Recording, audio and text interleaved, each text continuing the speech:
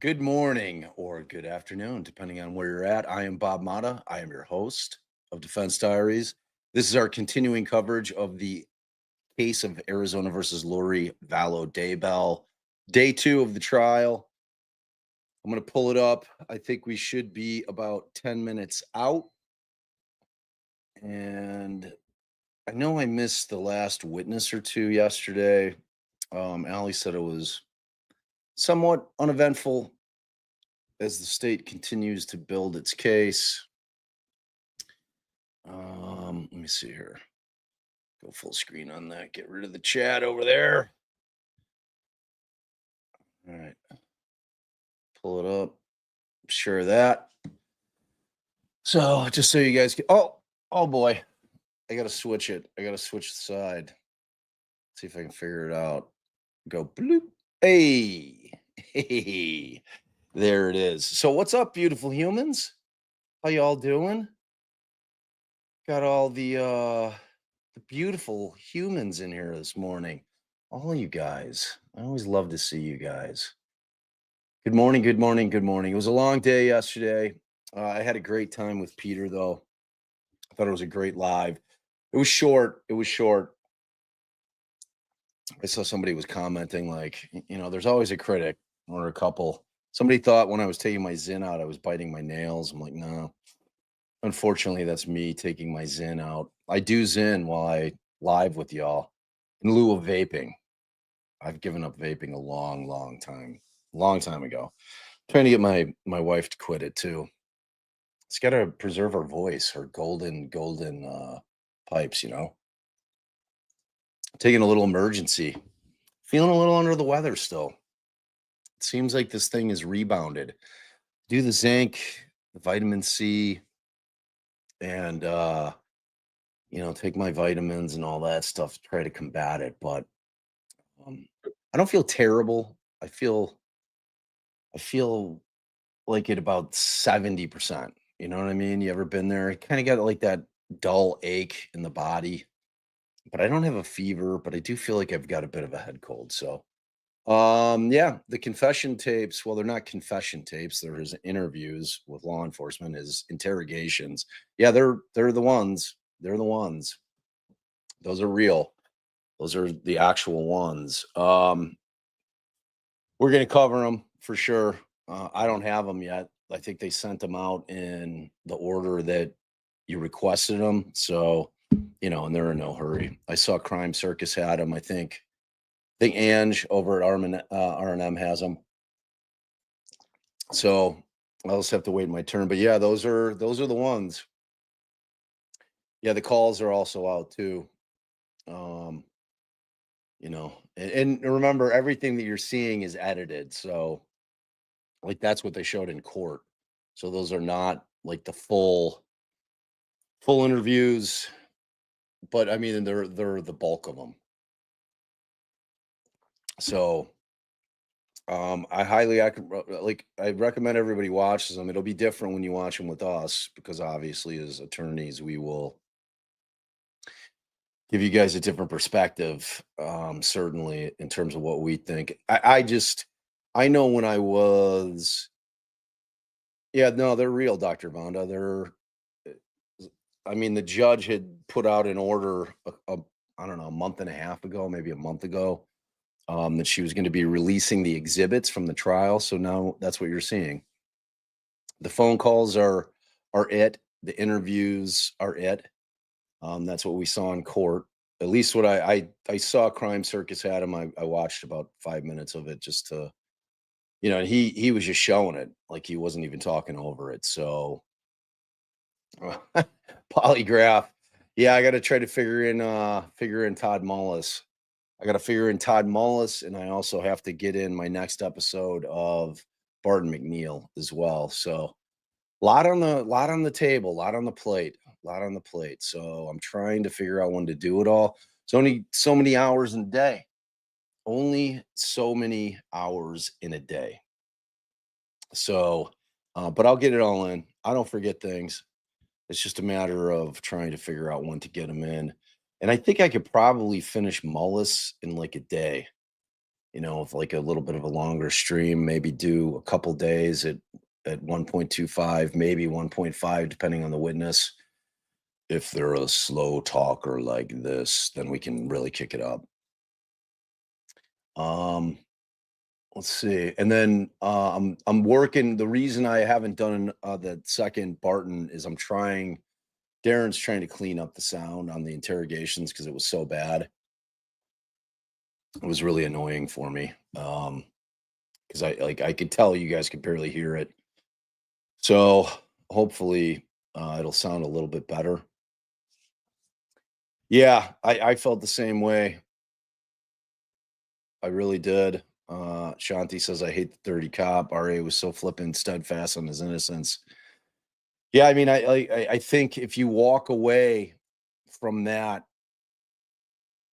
from watching two, and there's two interviews with Alan. There's one with Mullins, Steve Mullins, and I think he was in there with Liggett, and then the second one is with Holman, and the Holman one gets a little more heated at the end. I mean, at that point, Alan tells him early on, he's like, "I feel like you're trying to pin this on me, and I'm not here for it." And um, the kind of the biggest takeaway that the guilters have on the Holman thing is where Kathy, who was talked up out in the hall before heading in with Rick, that was like, and this is the Holman interview that I'm talking about, wherein they send Kathy in after Holman can't get him to confess to anything. So their last move, the last thing that they try is to send Kathy in, having chatted her up in the hallway saying, "We got your husband dead to rights. We found a bullet that matches his gun. We know he was out there. We know he was on the bridge." And then Kathy comes in and she says, "I don't remember you telling me you were out on the bridge." So, and the hope was that he would then confess something to Kathy right there. And, I mean, he just was like, I mean, he certainly told her he was out at the trails. I don't know if it was like he thought in the moment that he should specifically say, "I went out to the first platform of the bridge." I mean, if you're in a world where Richard Allen's not the killer, like, why would you feel like you needed to give any details other than "I went out to the trails"? I mean, if you're in the world that he's the killer, then that seems like, oh, wow, he was really avoiding telling her that he was out on the bridge proper. So I don't know. I know where I'm at with it, but everybody should reach their own conclusions after watching all of them. I hope to get them pretty quickly, and then we'll go through them. I think they're each about an hour, I'd say. So, yeah, did you guys check out? So if we pay to have the ads removed, does that affect you guys financially? Ah, no, like we don't get any benefit to it. You mean if you go premium? No, that's only the only thing that directly affects us financially is supers. Like supers gets us the most money. The YouTube still gets their cut. That's why we like Venmos even better. But in terms of the ads, like And I did say I was going to turn them off, so I will turn them off. Because I hate having the ads on live. I do, but this is the way I do make my living these days. So unfortunately, I do have to have them in there. All right, let me see. So I'll turn the ads off now. And I always select, they're supposed to be changing it May 12th in terms of how intrusive they are with it. Because the way that I have the ads set up now is that YouTube puts them in, and I know that it'll interrupt, like I'll be in the middle of a sentence and it'll throw ads in there. So they're supposed to be fixing all that, where there's going to be like, it'll wait for like a break and then it'll put the ads in, but that's not until May 12th, they said. So for this live, I will turn it off because I do want you guys to enjoy it. It's important to me that you guys like spending time on the channel. And so let's see, I'll turn them off to give you guys some sweet relief. All right. So they're off now. You guys can still give supers. Hint, hint. Because the ads, like to be honest, I don't even know how much we make on the ads. No, I hear what you're saying, Megan. I'll put them on for the replay crew. But I don't think that I'm making so much on a stream with the ads that it's worth ruining everybody's experience with the ads, because I know that all right, we're getting ready to go. Hey, babe. Oh, there's my beautiful and brilliant co-host. What's up, girl? Hey, babe. Hey, y'all. Hi. Spitfire says, get your money. Run your ads. I turned the ads off for the live. I'll turn them back on for the. All right. If the sound's not as good when Bob's doing it, I'll do it. So let us know. Media recording of that. All right. If my staff could bring in Pretty juror good to me 16. so far. Hi, all. Hi, guys. Are all the jurors here? We've excused juror 4. How many alternates do they have? They're excusing a juror? Remember yesterday he told one juror, I thought it was 3, to stay behind.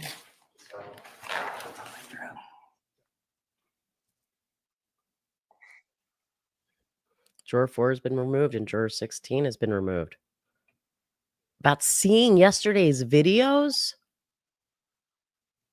What does that mean? Tweeted juror 4 has been removed. Wait, who pulled that off so fast? Well, it's back up. Okay, tweeted juror 4 has been removed. Why was it big and easy to read and now it's not? Been removed, and juror 16 has been removed for questioning about seeing yesterday's videos. What does that mean? Are they talking about the body worn cam videos? Yeah, but they were in. It was evidence. Right, but that must be something. Gotta be something. It's gotta be Chill something. out, blindy. That's what Mandy said. Wow. I can't see. It was real big, and now it's. No, I don't think they mean watched a stream. I think they mean something to do with the videos, like maybe going and watching the actual ones with the sound when they got home. Like, hey, what the fuck were this bullshit they was trying to do to us? Half-ass played us those videos. 2 alternate jurors left. Wow. It's wild. Thanks, Megan. Yeah, I appreciate that so much. I really do. And I don't know that I don't know how it works with the ads. I don't think if you watch through a full ad instead of skipping it that we get any more money. I don't know. Do you know, babe? I don't know. I don't know either. I'm not trying to make people watch them more than they have to, though. Yeah. Well, I mean, to me, premium is worth every penny. Like, I don't know. I don't even know how much I pay for it. It's like probably $10 or something like that. But it's like I never have ads. Like, so it's not a factor for me. But I pay for no ads on everything. I still get ads because we were like, you were gonna I was gonna cancel something and we were gonna get on a family plan because we're like, I put you on my family shit, girl. I 100% did. Maybe I never took the step after that to make it happen. So. I think I'm paying for premium twice. One on the get a cough button, your death hack. That's why I'm always talking on mute. because I'm death hacking. Bob and so- I feel like we're both kind of getting sick. Yeah, I was sniveling to the crew a little bit earlier. Oh, you can't see my Corey Writings original I was trying to wear. Oh well. Oh, wow. I've got my acetone Houseplant. house Good. plant. If you guys aren't hip to Houseplant, check them out. They Well, got a they're YouTube coming. channel. They're coming. They're coming. I mean, they're but they're coming. No, they're really coming. Now they're really coming. They're really coming. 'Cause And for those of you who've heard our stories about our time in Arizona during COVID, our COVID lockdown partners in Arizona, they put out a new song a couple days ago. Shira Elias, Elias. You should check it out. Just Wanna Be is her new song.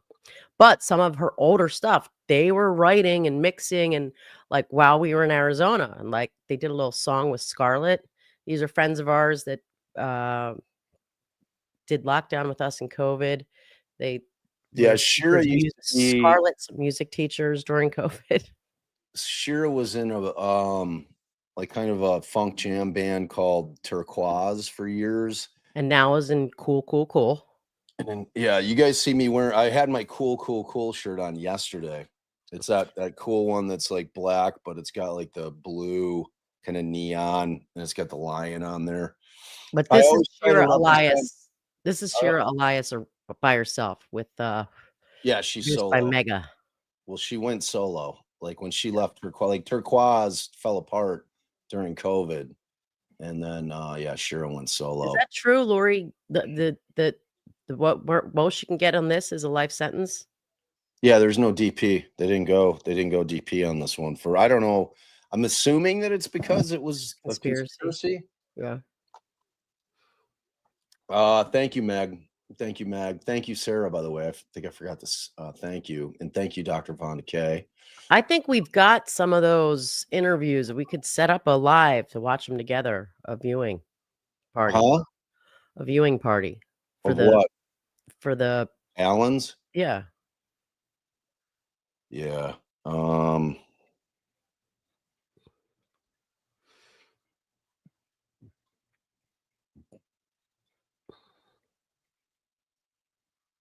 Okay. Thank you, Afton. Thank you. 100 times over. Thank you, Deja. Thank you. And I also, I'd be remiss. I completely forgot. I hate when I forget to thank my mods at the end of lives, especially when you guys worked all day, which you did yesterday with the full day of live. And then Peter came on. Thank you guys so much. You're the best mods out there.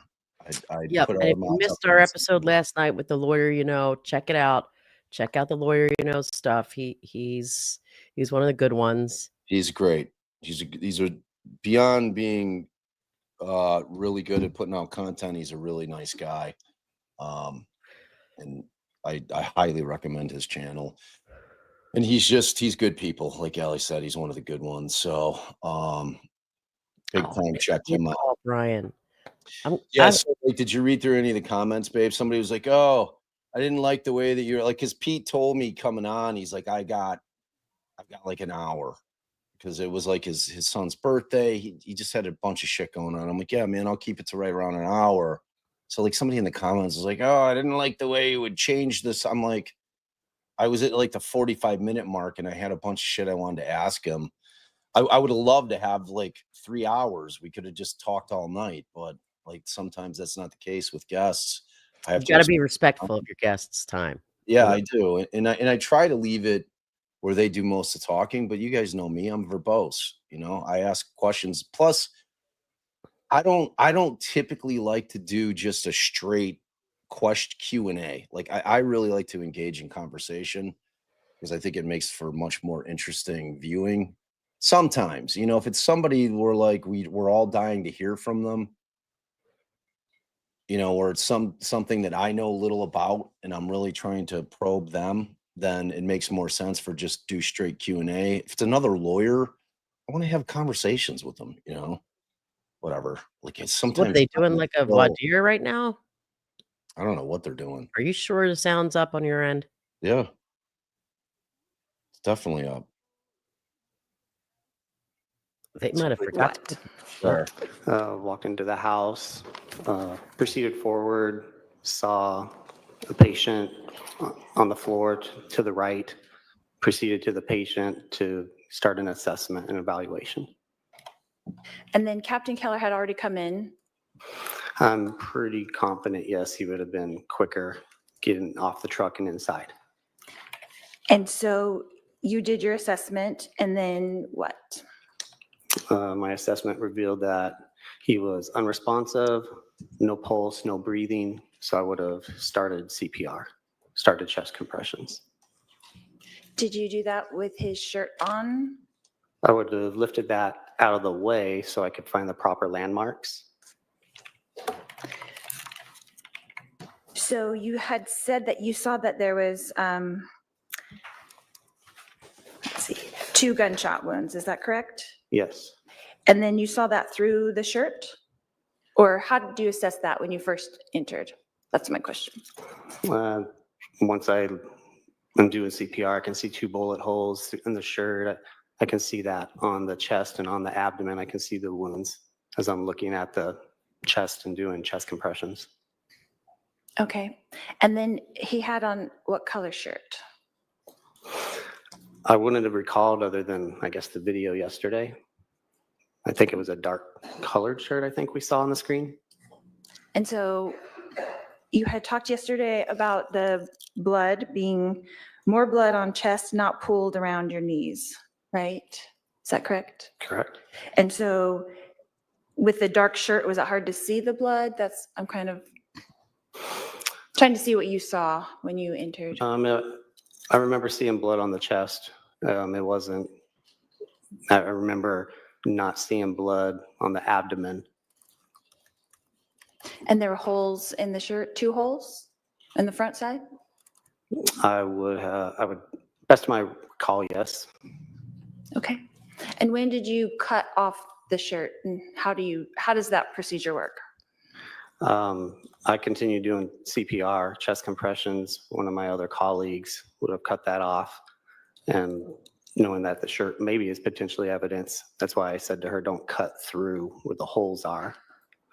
So she could have cut down the side instead of on the top of the body.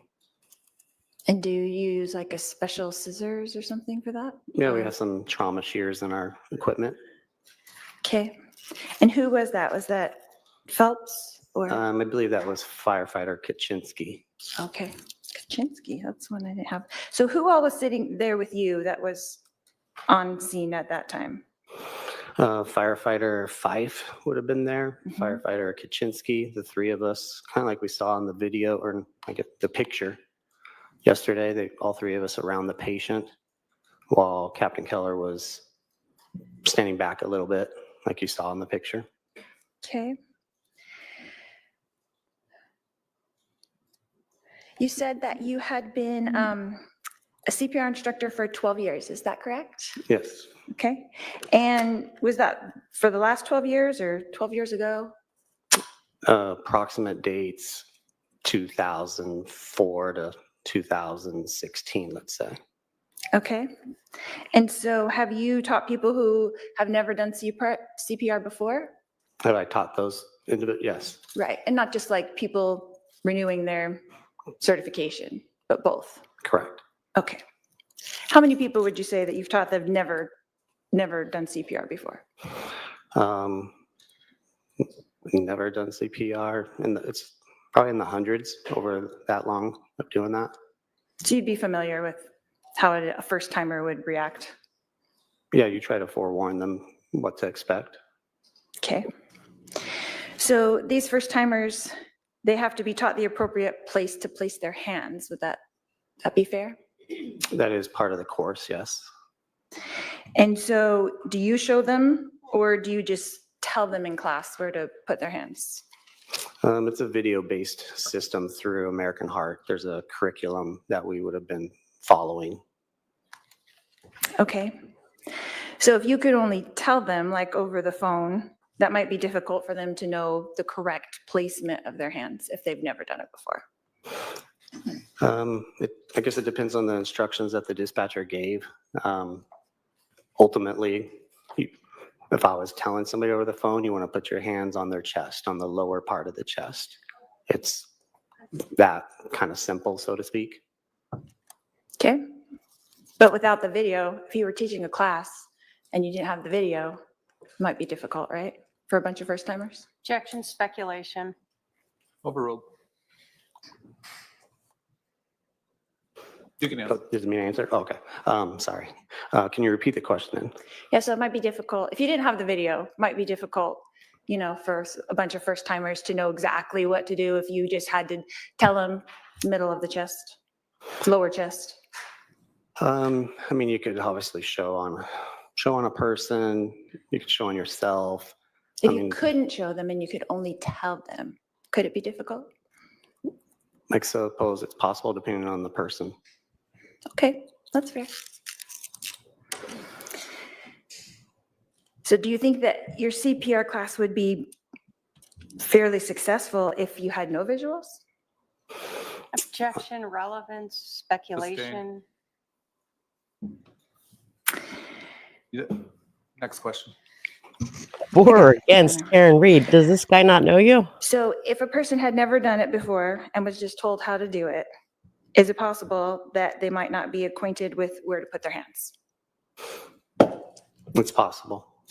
And it would also be possible that they might not do it properly. That could be possible too. And right now, when you're teaching CPR, and I didn't say you are teaching right now, but if you're teaching a class, are they just doing percussions now? There's no breathing in the mouth, is that correct? It's going to depend on the level of the class. As far as the lay rescuer, people that have never done it before that just want to have the training, it's evolved and we're teaching Pause compression it only. when you get a There's good thing spot. with When you get a CPR good now place. also, just doing chest compressions. And how long do you teach to do that for? How long of a period before you take a rest or? Well, it varies depending on if patient is an adult or a child. There are different guidelines that American Heart offers. So in those courses, they're getting to learn information for adults and children and infants also. All right. So I just want to let people know, and Bob, you know. So yesterday, this was the prosecution's obvious, the witness that they ended with, and they used this guy to establish that this fire medic, did not see any signs of compression in the chest of the body. So his ultimate opinion that last words he spoke to this jury, in your opinion, had anyone done CPR on Charles Vallow before you? And he said no. So that's why Lori is asking these questions. We had, I think it was Mandy who asked if I reached out to Brian, our son, who is a fire medic. Because I just didn't buy it. I didn't buy it that only the frail and the elderly wouldn't press so hard that he'd be able to feel signs of where they were doing the compressions. I just feel like, and obviously it's just my like layman opinion because I have no clue, but that your average person just might not press as hard as someone who's trained. And I sort of made the analogy to when you have a newborn and you get your neo nurses in there who'd like fling the baby around. And when they, for example, burping a baby, you get a new mother who might just want to be like, oh, like literally because you feel like you're hitting too hard. And then you get an experienced mother or a neo, like a nurse, and they're like, boom, boom, boom. And you're like, oh my gosh, are you going to break my baby's ribs? That I just feel like people are not going to be like pressing as hard as what he's making it sound. So I had said I was going to call Brian and ask him. I didn't last night. I just tried him. He's probably at the station. And we were saying that we were assuming that overnight, Lori, assuming she's got access to the internet or whatever she needs, would be doing some research so she could ask this guy some questions to establish that, that he really can't tell that. Are you muted or you're just not talking? No, I was listening to you. Did you want me to interrupt you? No, not at all. I just couldn't tell if. No, I was 100% listening to you. Yeah, because I'm glad that you said that because I think like initially I almost objected to relevance, but then I'm like, all right, somebody had to have testified that Alex didn't try to perform CPR. Right. So here's Hug 724. I appreciate this. He says, my son, or she says, my son has been a paramedic for several years and the captain. Medics will crap a rib. Joe Blow won't. He testified. They basically they literally, the prosecutor, like, you walked past that guy, like you saw him, got a good look at him. He's not the kind of guy that wouldn't break a rib, like, and he was like, who's the kind of person who won't break a rib or who won't press hard enough that they can feel where the compressions were taking place. And he said, typically the elderly. That was his answer. It's like only the elderly. So now we've got Tina Lucille, who also says, I'm a Red Cross instructor. Compressions only. CPR was enacted years ago. It saves more lives. Lay people typically don't know where hand placement is, may go too high or too low or not deep enough. So I appreciate you guys' comments, because that was like like I said, just sort of lay thought opinion on it. And this guy was very affirmative, assertive, and confident in his answer that, nope, I saw no signs that anybody did CPR on this before I did. And I would have seen it had someone done it, unless they were a child or the elderly. All right. Correct. Right. So for an adult, how long? Like 30, 100, 150? It's been a while. So just wondering. With an adult, they're also taught they need to call for help right away also. So that's a factor. Are they alone? Is somebody else able to call? Can they call, put the phone on speaker, start, while talking to 911? And then they would just keep going until help arrives. So there's no timing, like you take a 10-second break, you just do compressions? Not for that type of level of CPR, there wasn't. Okay. So it's helpful if you had someone there that you could like take turns, like I do 100 and then you do 100, because it's kind of exhausting, right? Objection, compound question, relevance. I'll sustain it as the compound question. You can re-ask the question. If you guys don't know a compound question, that means that she had Two questions at least. or more, Right. 2 or 3 or 4 questions all in one question. So Tracy had sent me a count. Let me see, in terms of the objections, which is very telling. It's telling in a couple of ways. Tracy said that the state objected 19 times. There were 2 that were overruled. Lori only objected 1 time, and that was for yesterday. Obviously, and Tracy and I both agree on this, I don't think her advisory council is giving her those tips as they're going. So I don't know how it works with the advisory council. I don't know if they're like, because they're not necessarily their trial partner. So is she called in this jurisdiction an advisory council or standby council? I think advisory council. If the name's advisory council, that to me implies that she should be advising her somehow. Yeah. Like standby counsel, I'm thinking, okay, well, are they really just standing by just in case you're like, yeah, I changed my mind, I want a lawyer to do this? But advisory council seems like they should be advising, which it does not appear this lawyer's doing. And the reason that matters, like we tell you all the time over here, objections are critical in terms of preserving issues for appeal. That's why lawyers do them. If you don't object, it's waived. It's a pretty simple concept. So Lori, by not objecting to certain things, and I don't know that it's going to, we'll find out. We'll find out on the next direct whether or not, many times objections aren't going to lead to anything more than harmless error, but that's not always the case. And you want to be preserving all the issues you can for appeal in the event. And to hope that your objection will get sustained and they'll have to move on. I mean, right. Or to break up flow. I mean, there's multiple reasons to object. Ask it in a different way. Go ahead. So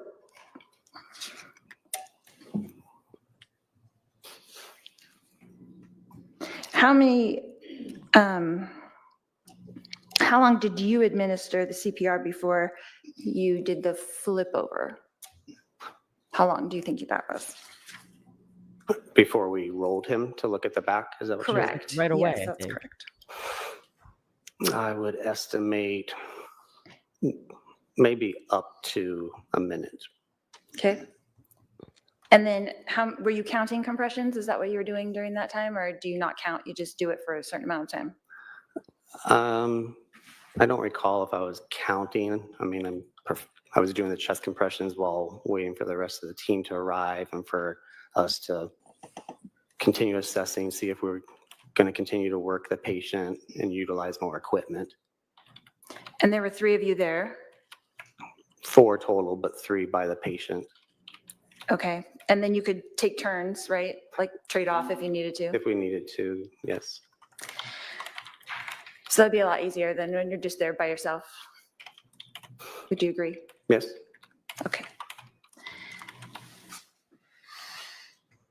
And do you know how long,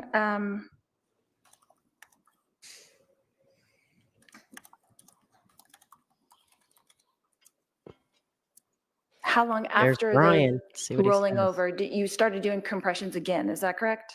Yes. That's what I had. Yes, I believe so. And how long did you do that for? I would estimate maybe upwards of another minute.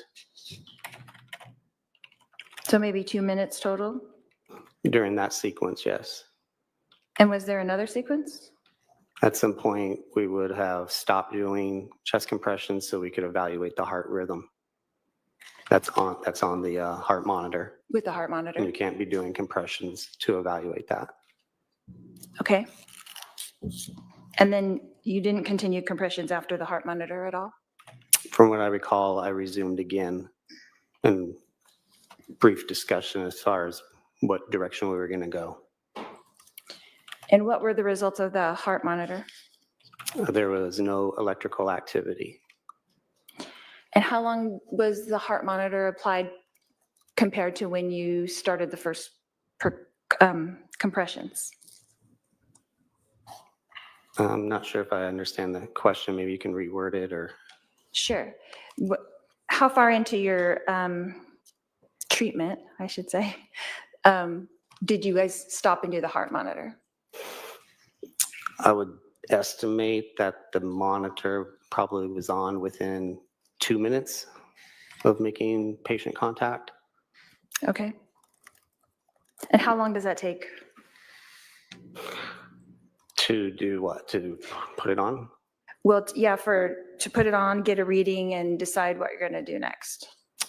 It could take, I mean, you got to turn it on, open up a compartment to get the pads out of that compartment. You've got to open that packaging to be able to apply it to the patient's chest area. If the chest is wet, which there's some blood, you need to dry that so it's going to adhere more properly, read more properly. So you could be looking at 30 seconds to a minute possibly of working through that. Okay. And did you have to do that in this case, is remove blood to stick them on? I would assume so, but I was doing chest compressions, so that would have been one of the other 2 firefighters kind of working through that. Okay.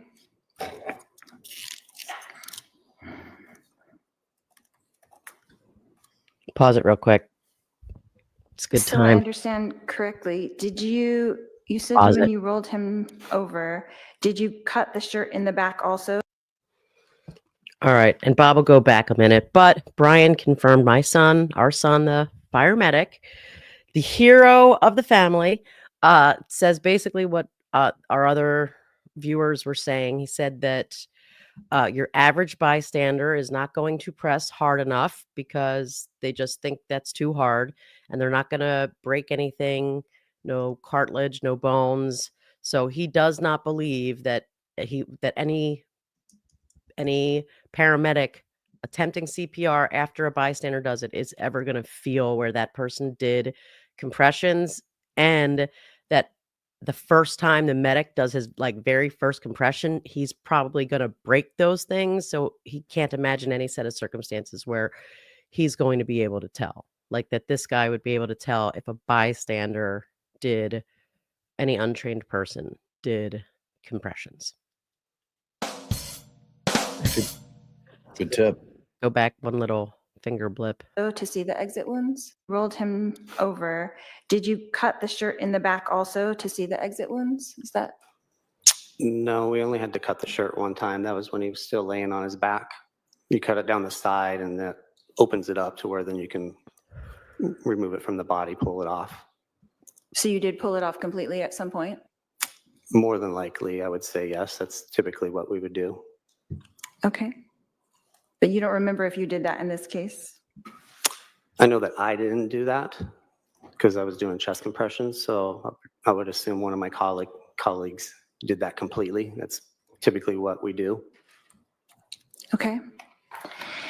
And so you're back to doing the compressions for the third time, and then you stopped that at some point. Was there another procedure after that? No, at that point in time is when we would have called the patient. And who announces that? Ultimately, I remember our captain, since he's in charge of the crew, would be considered the lead medic. He has the most experience. He's also charting the call, kind of running it, kind of made that final decision. And that would be Captain Keller? I'm sorry, I didn't want to interrupt you. Yes, correct. Okay. And then he did call it at, do you know what time? It would have, I don't have it memorized, no, it would have been like in the charting that he was doing. And who documents that? He would have He documented would have that. done it?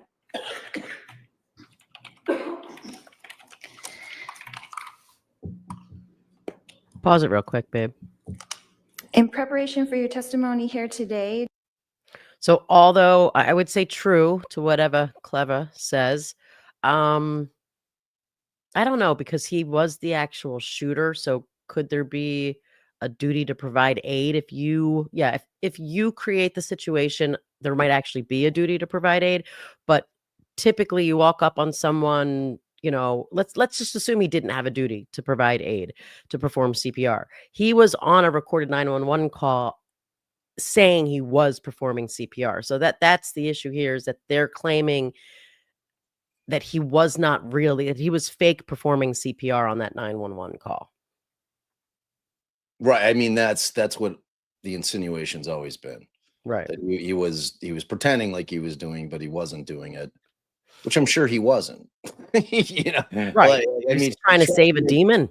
He's yeah, like, "No, right. I mean, no, this guy- God's up and done taken you now. I'm not bringing you back." This guy's not even a human being. He's a vessel. Like, there was nothing to save.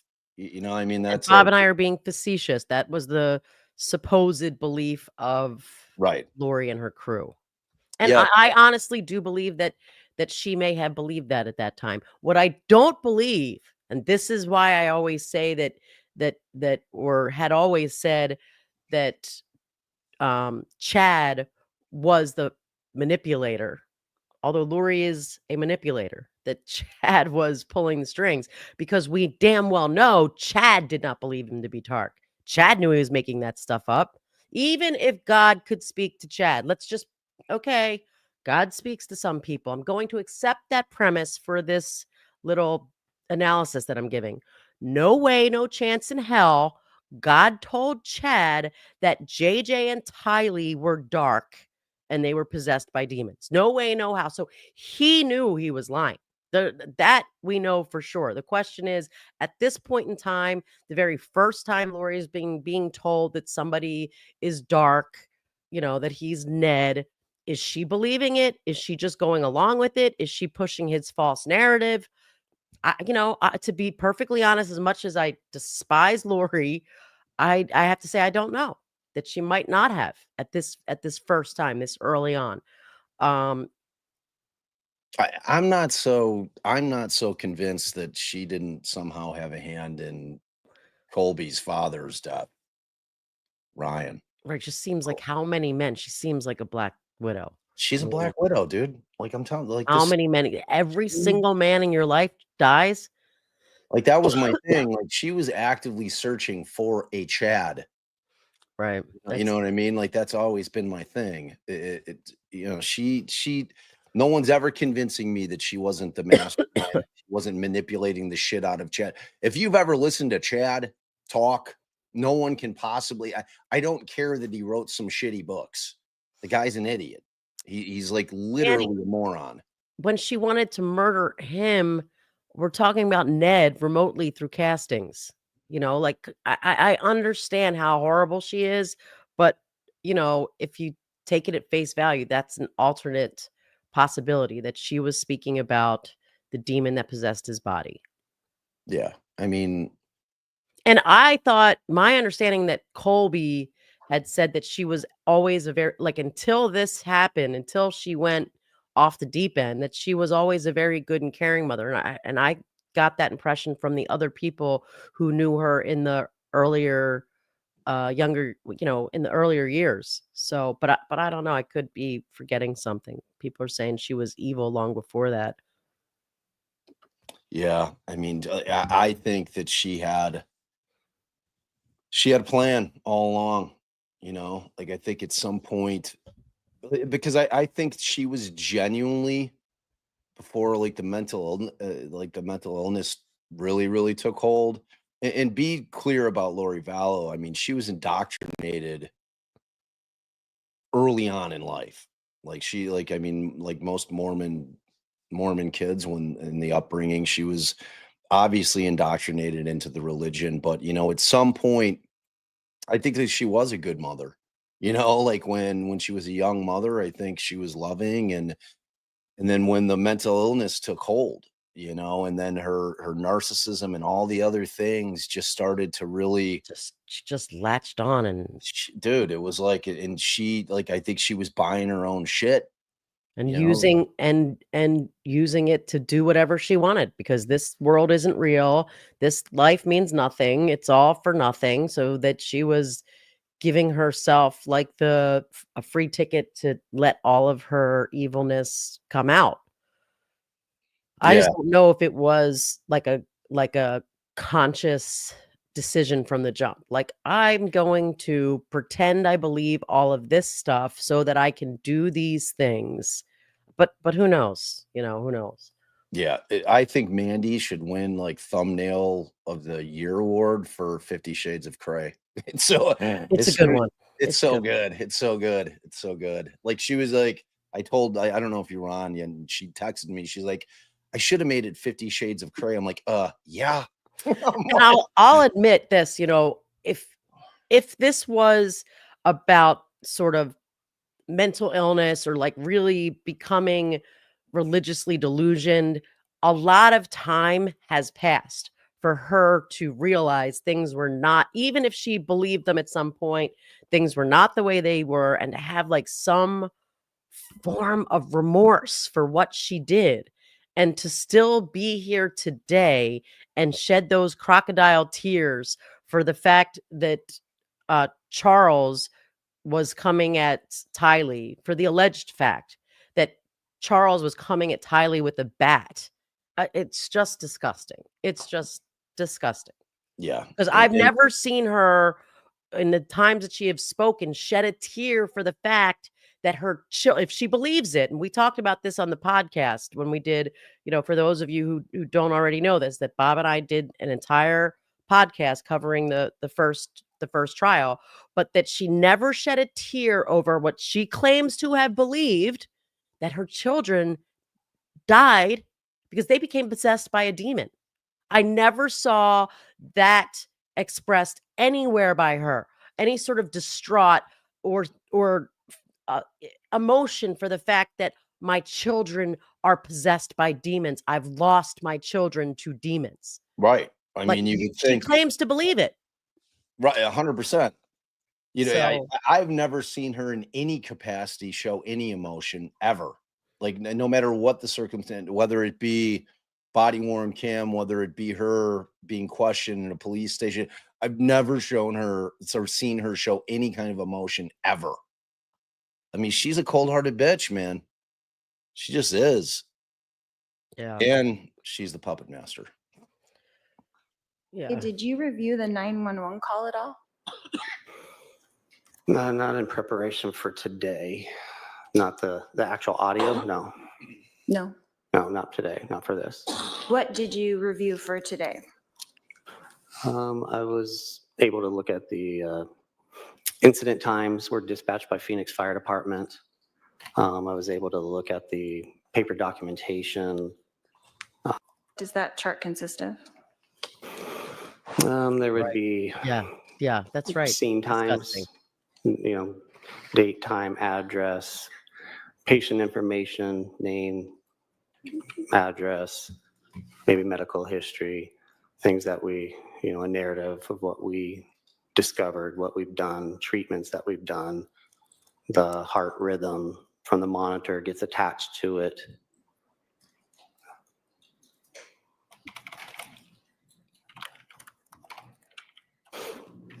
So that would all be in Captain Keller's report? Correct. And you did take a look at that in Lori, I preparation don't- for today? Yes.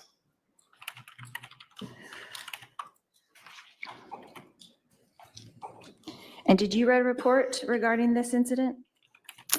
No. You don't have to document anything?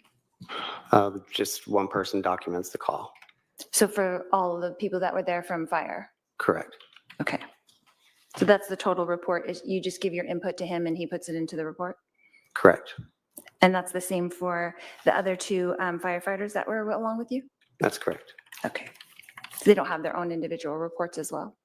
No. No, Lori, Okay. no. And Come on. I thought you're the smartest girl in the room. Let's what see it. time were you dismissed from the scene? Because that matters. I mean, we We got probably it. It was 3 to only 5 minutes remain an later. additional 5 to 10 minutes. The chart would have that time. I don't necessarily have it by memory. So how long were you at the scene total? Like, This was If I had covered to estimate without looking at it, I would say approximately 15 minutes. 20, 25 minutes. okay. And then you were like the driver of the truck, right? Was that your responsibility? So you Correct. drove in and then did you drive out as well? Correct. Okay. So if you guys arrived around 8:41 or something like that, then you left around 25 minutes later? Would that be accurate? I guess when I was giving that estimate of like the 2025, I was even including like our The drive dispatch time from the time we're dispatched driving to the scene. So if you're wanting to know actual on scene time, it might be closer, instead of the 20 to 25, it might be more of a closer to 20 solid. Like, 20 minutes? yeah. Okay. And is that typical for a call? It can vary She's depending on the killing me. calls. Okay. So what other things did you do in that 20 minutes besides administer to the patient? Some including in that time while we're staged around the corner, waiting for PD to arrive, then for PD to clear the scene, for us to drive to the scene. There's the time with the patient, and then there's going to be the cleanup afterwards. Removing our equipment, going outside. Maybe the equipment needs to be cleaned, restocked, ready for another call. So when we drive away, we're ready to respond to another emergency and then drive away. Okay. So when you were done with the patient and you were going through that procedure of cleaning, were you in the house or did you exit the house? We'll remove all of our stuff and we'll go outside, typically to the front bumper of the fire truck. And then what do you do? We have cleaning chemicals. God, on she's the truck killing that me, we get out guys. to, clean our equipment Fast up to forward reuse through it. this. We've got cabinet with restock to be able to restock anything that might need to be. So we'll take care of those things to be ready to respond to another call. Come Okay. on. And while you were out front, did you see Alex on the curb? Oh, I good. did Now, see somebody on the curb. did or- you ever look I at don't the remember back if he of was his on the head? curb or standing, but I remember seeing somebody with an officer or officers. I don't recall how many people might have been together. Okay. And did you converse with those officers at all during that time? I don't believe so. I don't really remember conversing with any officers on scene. That would have been more Captain Keller, charting, documenting, kind of Oh, getting she is information loving from this. them. He would be able to answer that question. Okay. So did you,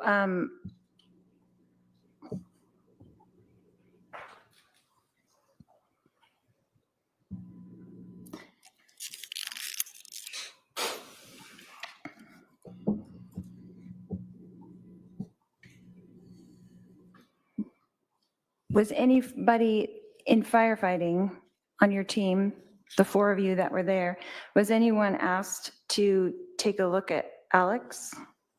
We were not.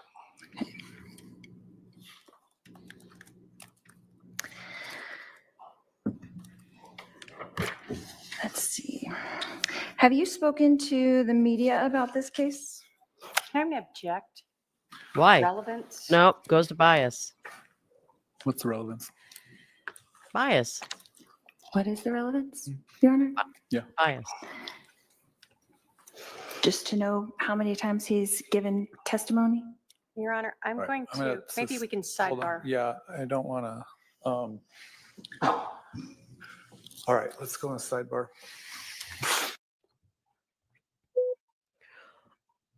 All right, so there was actually something I was thinking. Oh, okay. So for those of you who either didn't see this yesterday, who just might not recall, including Bob, because he was with our youngest daughter doing his daddy thing. This witness was asked. I mentioned earlier how she sort of alluded to, like, oh, you saw him sitting outside, and he's not the kind of person who wouldn't, press hard enough doing chest compressions. She also asked, and I went on a little rant about it. If you hear, you'd recall, and I just wanted to preface this. Like, I am a defense attorney by default. So no matter how much I think what Lori has done is despicable, whether or not I think that she's guilty as all get out, I'm still going to be pointing out and frustrated by things that I see a prosecutor doing wrong or parts of their case. So just don't take that to mean like I'm pro Lori. Like it was a question like, is Bob for or against Karen Reed? Well, Bob is for. Who knows the answer? Due process. And happens to also think that Karen Reed is factually innocent. Actually, Right. And I think Lori Vallow is factually guilty. but so in Factually. any event, so don't kind of be like, oh, these guys are, pro defense because I'm pointing out things about the prosecution I don't like. I mean, that's how I'm wired. All right. So she, the prosecutor, asks this guy, all right, so when you left the house, you saw Alex outside, and did you see any injuries on him? And he testifies no. And I'm like, are you effing kidding me? We all know damn well that he didn't look at the back of this guy's head. He has no idea whether he had an injury or not. So I think that Lori was starting to get there, right? Because she asks, did you guys look at him? And, by him testifying, him being Alex Cox. And by this witness testifying, like, I didn't even know if he was sitting or standing. She's like, did you talk to the police at that time? And his answer is kind of no. Like, what a lawyer would have followed that up with there. So when you were asked on direct whether you saw an injury, it's more fair to say you never even looked to see whether there was an injury or not, correct? There's no way for you, as you sit here today, you have no personal knowledge as to whether or not he had a scratch on the head, a scratch on the back, a bruised anything. You do not know one way or the other, correct? And he'd have to answer correct. And that would just be like, I thought that Alex had declined treatment. He did. And they did get the other officers testified he had a 1-inch laceration. There was some blood coming from that. Yes, Bob. Were you here for that? The chocolate milkshake guy? So it was the end of that second officer's testimony. I can't remember what the question was. And it was like his answer was like, it seemed like a 6 of one, half a dozen of another kind of way he used it. He was like, chocolate milkshake says blah blah blah. I'm like, chocolate milkshake says, like, what in the so then there was like a little bit of an ongoing joke there. It'd be like, well, did you see who brought the chocolate milkshake? Who had that in their hands? That was their code for something? No, it was like that witness's way of saying something. He like gave an answer to her question. Like Lori asked a question and he's like, chocolate cake milkshake says about What? yes. Like That's a what Portillo's chocolate cake milkshake? No, I think I added the cake milkshake because I am thinking of okay. Portillo's. It was just chocolate milkshake, I think. That's weird. Was the guy a cop? Yes. Chocolate milkshake says, I don't know if that's some kind of weird saying that none of What? us How many times did the person say that? one time, but it became a joke. You A know, running joke? I Yeah. kept bringing it up. Yeah. So anyway, I don't think that if Lori leaves it at what she just did, if the jurors are paying attention, they get the general sense that this guy couldn't have seen it one way or another. Let me ask you this while we're on this sidebar. Does anyone feel like Lori overcame this witness's testimony yesterday that in his basically expert opinion, no one had done chest compressions before him? And we'll start with you, babe. Did you think she made any headway on proving that he really couldn't have told because a bystander or a layman or an untrained person would not have made? I think she might have moved the needle a bit.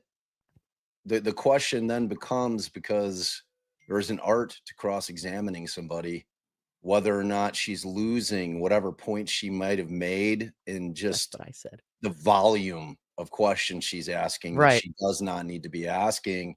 Right. I mean, it's like we're both guilty of it in terms of our practice. I mean, And sometimes less lawyers, less is more sometimes. less is more. And it is hard when you have rein somebody on yourself the in. stand that you believe has critical information that you really feel that the jury needs to hear, and you want to have it framed in such a way that it's coming out in your favor, and you're trying to figure out ways, sometimes if you have an evasive witness, ways to get them to say it the way that you need them to say it so that you can make the point that you need the jury to hear. And so that will sometimes translate into asking too many questions. And that's what I'm saying. I mean, we're going to see here, Lori is going to ask. Okay, just a Hey, few more questions. real quick, babe. Lori's Lori, going to ask Reed is one supposed to question. go. Oh, sorry. I didn't know you hit pause. So, and Next Tuesday. Yeah, I saw it. yeah. All right. So they said they've gotten 3 new jurors added so far, brings the total to 12 because one was excused yesterday for personal reasons. They need 4 more. So we're Tuesday. Yeah, I guess I wonder why not Monday. Is that like a court holiday? Maybe I have no idea. I don't know, but that'll give us some time to get a good feel for how many people are interested in this trial. Can tell already we got a lot less today than we did yesterday. I wouldn't say a lot less. We're almost at 700. Well, right, but we had over 1,000 yesterday. Yeah, I mean that was Lori in her opening. So Yeah. I think that there's a fair amount of interest in this trial. Yeah. So, but I think that I've decided that I think that we should do summaries. So, because I want you there with me for a read. We're a team. But there's also a time difference, like if this is going to start while Reed's on lunch, then it wouldn't be like you'd be without me for too long, because then when this went on lunch, I could pop over there. I don't know. We'll see. Yeah, we'll see. All right. Go back one little blip when you start it. Okay. Okay, just a few more questions.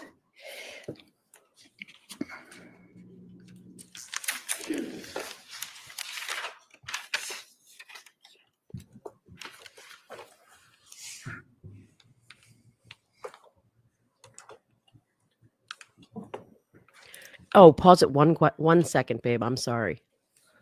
So One thing I think the reason I was saying bias that Lori could have shown, I doubt this witness even spoke to the media, so it really doesn't matter. But let's say that they did, you could show that you want to do it, to show bias or motive, that if he spoke to the press before, that he's going to want to keep that, he's got a vested interest in keeping his testimony here consistent with an original thought or consistent with the way he expressed it, or he's looking for some kind of fame.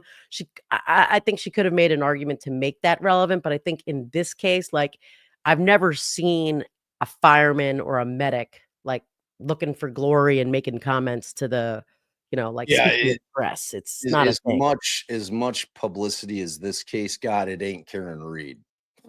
Like Right. in that case, I could see, maybe everybody, because in that case, there's going to When be it's a whodunit. everybody, right? Right. This was No. never a whodunit. This was never a whodunit. And the other thing is that I think that ultimately, as we start, like, and I wanted to ask you this question because somebody asked it in the chat.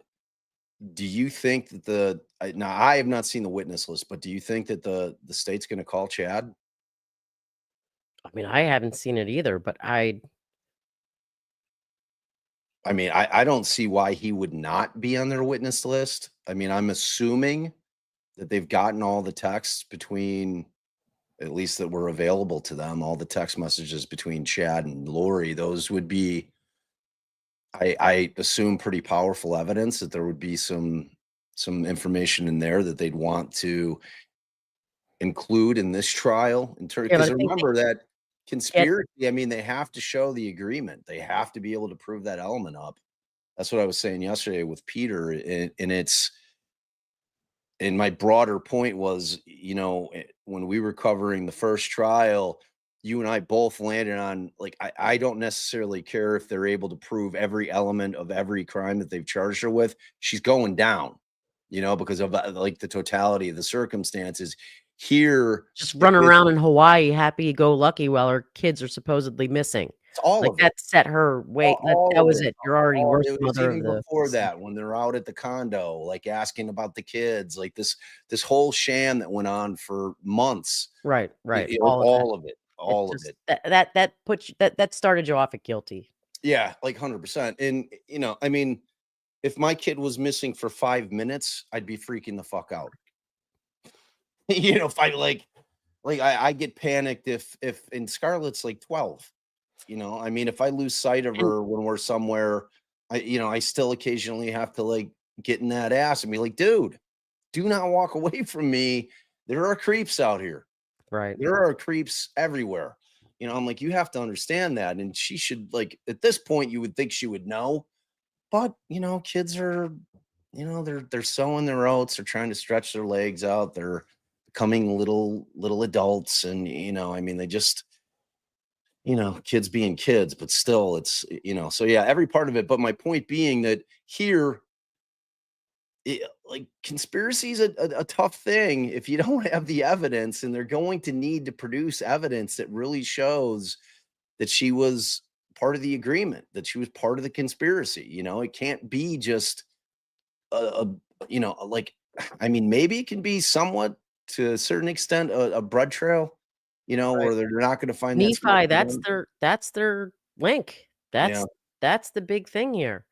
And Yeah. that's what I worry, that she's going to be able to show another religious reason for a reference to Nephi than the one story that they're relying on for the just, like the righteous murder in an attempt to get God's commandment plates.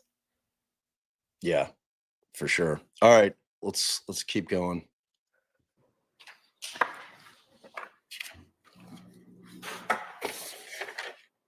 Mr. Cowden,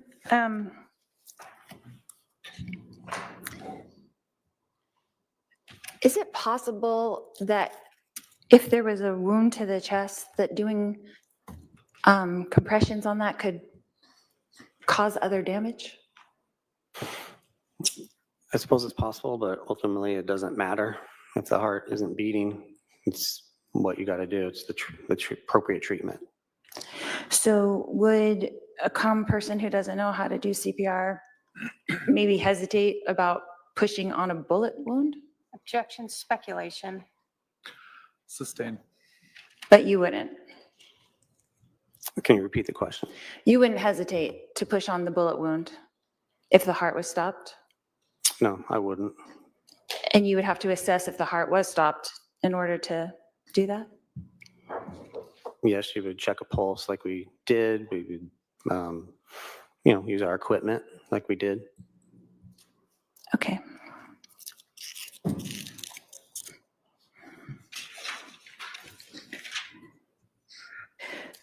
So the two wounds that you saw when you first got there, one was in the chest and one was where? In the abdomen. On the right side or the left side? I would be speculating as to how the specific spot or area without actually maybe seeing documentation. Okay.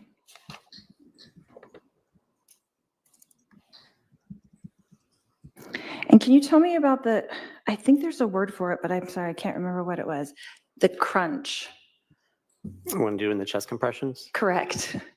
I don't know if there was necessarily a certain word that I used, but you feel the sternum crack. I compare it to, like I said before, cracking your knuckles. And how much pressure would you have to apply to get the crack? That could vary, like depending on who you're doing CPR on.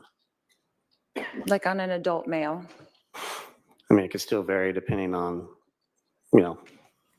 the strength of the person doing CPR also. It could vary depending on the size of that adult male also. So I've never seen like any science that might say you got to deliver this much pounds of force or anything. Right. Yeah, so the bigger, 400 the pounds of stronger the pressure, guy, so I don't know. Right. the more you got to Okay. do. You're just going to There's- push there is- hard. Hold on. Sorry. Oh, sorry. Can't have you talk over one another. So he's finished his answer. Go ahead and answer your next question. So there's no determined amount of pressure, correct? Just hard and fast. When it comes to people doing CPR, for us, we're working as a team. We have equipment that can tell us if we're pushing hard enough. For a person without that equipment, just hard and fast. Okay, that's fair. And then they don't always get the crack, right? It's not always going to happen. If they're doing it forcefully enough, they would. So if they didn't do it forcefully enough, it wouldn't. Correct. That is possible, yes. Or if they did it in the wrong When you spot. come in, the professionals, and you apply the correct amount of force, then you would hear the crack. Oh, cracking. Yes, No. And No. is that possible that that happened in this case? it is possible. Okay, no more questions. All right, redirect.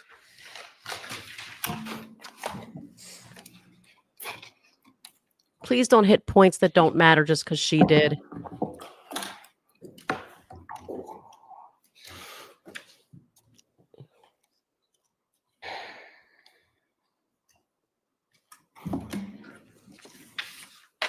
Does 911 have to regularly instruct people on how to perform CPR? Yes. I don't know if I can answer that since I don't, do that since I'm not 911.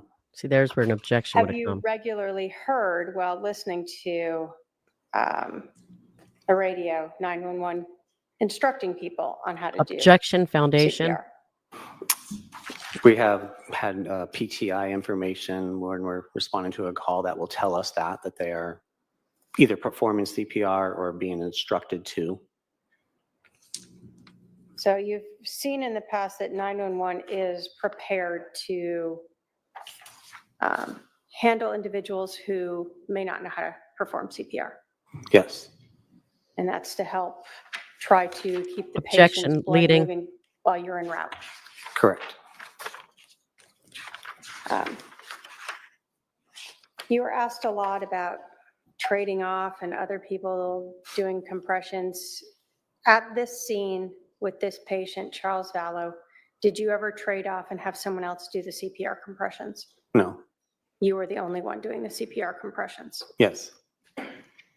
Pointless. Objection pointless. Were you doing CPR while another paramedic or EMT was getting the heart monitor ready?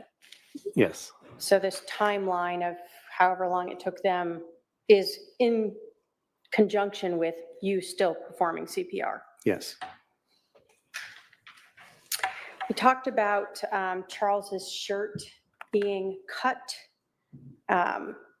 If photographs from the scene show his shirt still around his neck, would that indicate that it wasn't Objection removed from him? leading.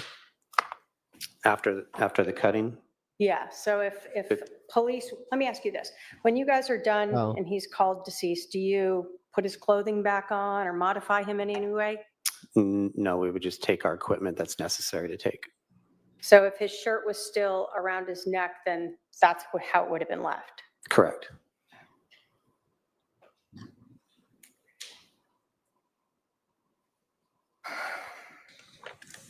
Was that the judge? Because that's how I feel. You were asked about whether or not you should perform CPR on a person who has a gunshot wound. Is there any reason why a person with a gunshot wound would not need to have blood circulating through their body to bring oxygen versus some other type of injury? No.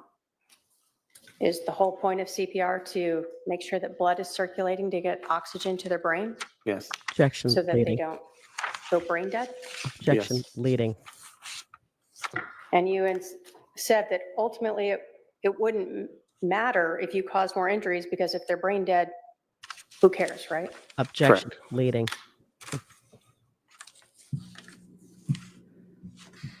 In your assessment, did you feel that no one had performed CPR on Charles Vallow before you arrived?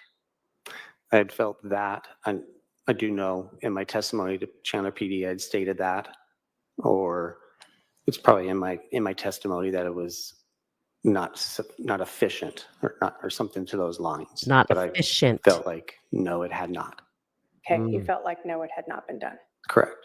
Thank you. I have no other questions.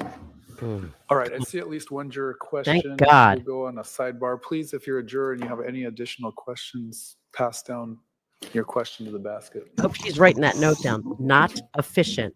I had said in my testimony, not efficient, but as I sit here right now, I'm saying it was not done. That's what I heard.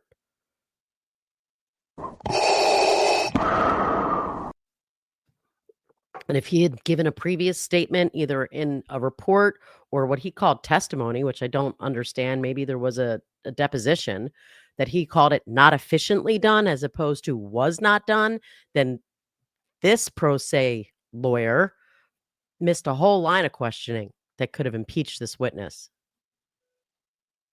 Definitely. It looks like maybe the jury didn't. Let's see what we get. I think I've got a little bit of bloops. Bloop, bloop, bloop. All right, well, stop. Why? Because I couldn't tell if we blooped right past them saying something out loud. Oh.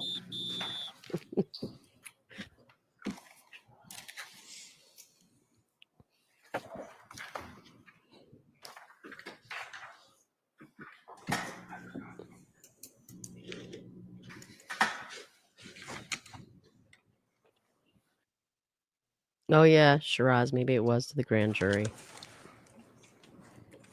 Well, then she missed an opportunity.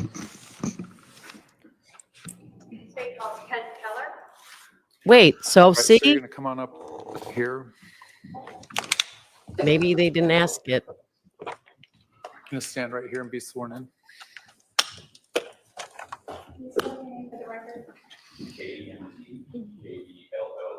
Thank you. Please raise your right hand.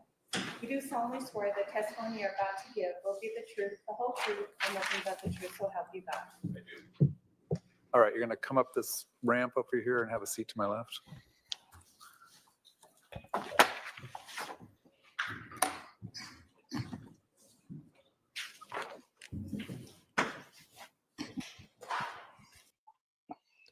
Oops. Sorry. Go ahead. Thank you. Sir, would you please introduce yourself to the jury? My name is Kent Keller. I'm a recently retired Crime scene. captain with Chandler Fire Department. When Now we did you need to talk. retire? April of 2022. And I think how he's long very did you work handsome. with the Chandler Fire Department? 32 years. While you were there in, let's talk about 2019, what were your duties? What was your rank? My rank was captain. I was an engine captain, so a company officer.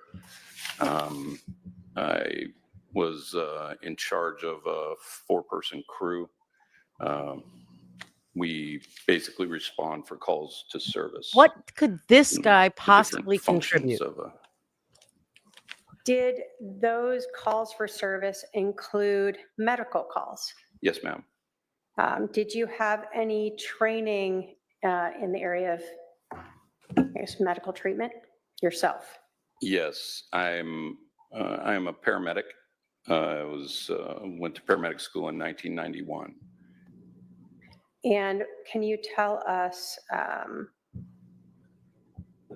is there or was there ongoing type of continuing training to be a paramedic?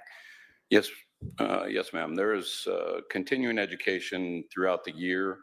You have to have a certain number of hours in each subject, and as well as updates as far as pharmacology or different. She's different trying to treatment call this guy modalities. to bolster So, the yes, last there's guy's constant testimony. change. I And the mean, what difference between a paramedic and an EMT? Well, an EMT is EMT He was B, there. EMT He was basic. captain. A paramedic is an EMT paramedic. So the biggest difference would be invasive treatments. So you're trained with more ability to provide care, cardiology and pharmacology. When fire gets a call of a person who is shot, what is sort of the normal response? What does fire do when they are coming to a scene and they know a person has been shot? Well, what they normally would do is you get the dispatch, you look on a map, you route yourself in, and then you would determine This is important. a safe What is happening? place to stage while the scene is secured by PD. Okay. And then how do you learn that the scene is secure? In Chandler, anyway, we have interagency communication. So you're on the radio both with Phoenix Dispatch and Chandler PD, direct car to car or to Chandler PD Dispatch. I'm extra bouncy and hyper because I'm So 2 extra you're shots actually of then espresso. told by Chandler Police that it's secure and you can come in? Yes, ma'am. They will give you a scene safe or code 4 and He did cop call the dog. time of death, but didn't we When get that you already? arrive on scene, as the captain, what is your role when you get there? My role is scene safety, primary scene safety. That's rule number 1 in everything that we do. And in other words, as I arrive on scene, I'm going to make sure with PD that there are no more threats for our crew and get direction to where we need to do treatment. When you have this team of 4, how do you determine who does what? Well, I mean, that's an individual crew training, and some Is she crews might have serious right specific now? Just jobs. trying to bore this jury to death. Ours is more of a fill and flow. As you come to, I guess I should say, one person is charting, one person is going to be the paramedic in charge of the call. So he's running the call. His job is bigger picture. And then that'll leave 3 people for hands-on treatment until a 2-person rescue would arrive, an ambulance would arrive to help, if that were the case. Does fire ever respond to a scene and then advise that a person is deceased? Certainly. And if fire responds, determines a person is deceased, and this is potentially a crime scene, what does fire do at that point? Well, fire then would Vacate the premises. pick up their gear and leave without disturbing that scene as much as possible. I mean, we have gear, we spread out our gear when we get to a patient. You know, we have monitors and drug boxes and trauma treatment boxes.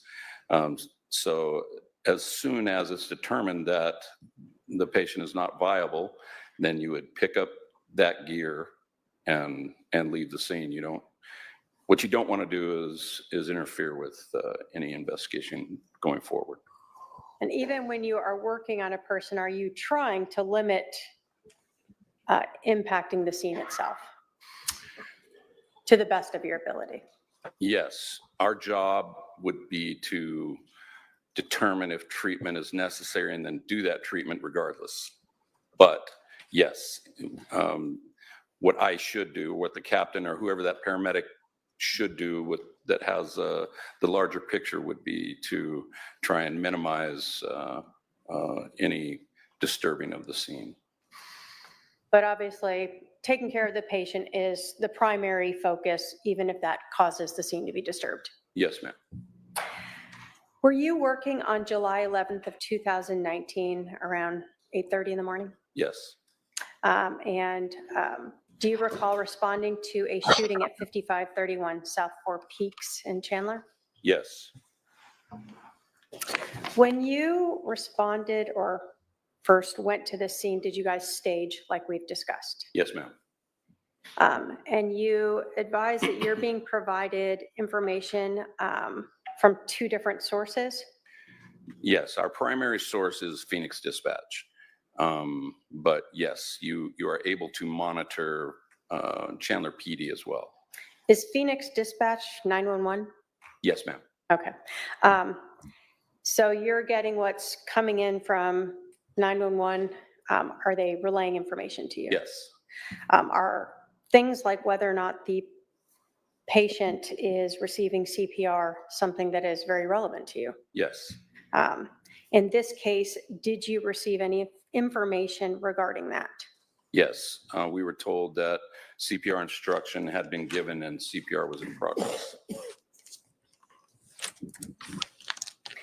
Does 911, in your experience in over 30 years, are they able to provide instruction for lay people who may not know how to do 911 or not know how to do CPR compressions?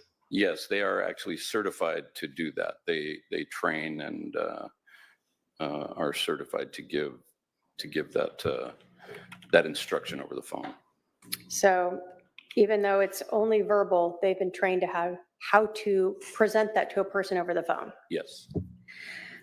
So you are advised that CPR instructions have been given and that that compressions are being given?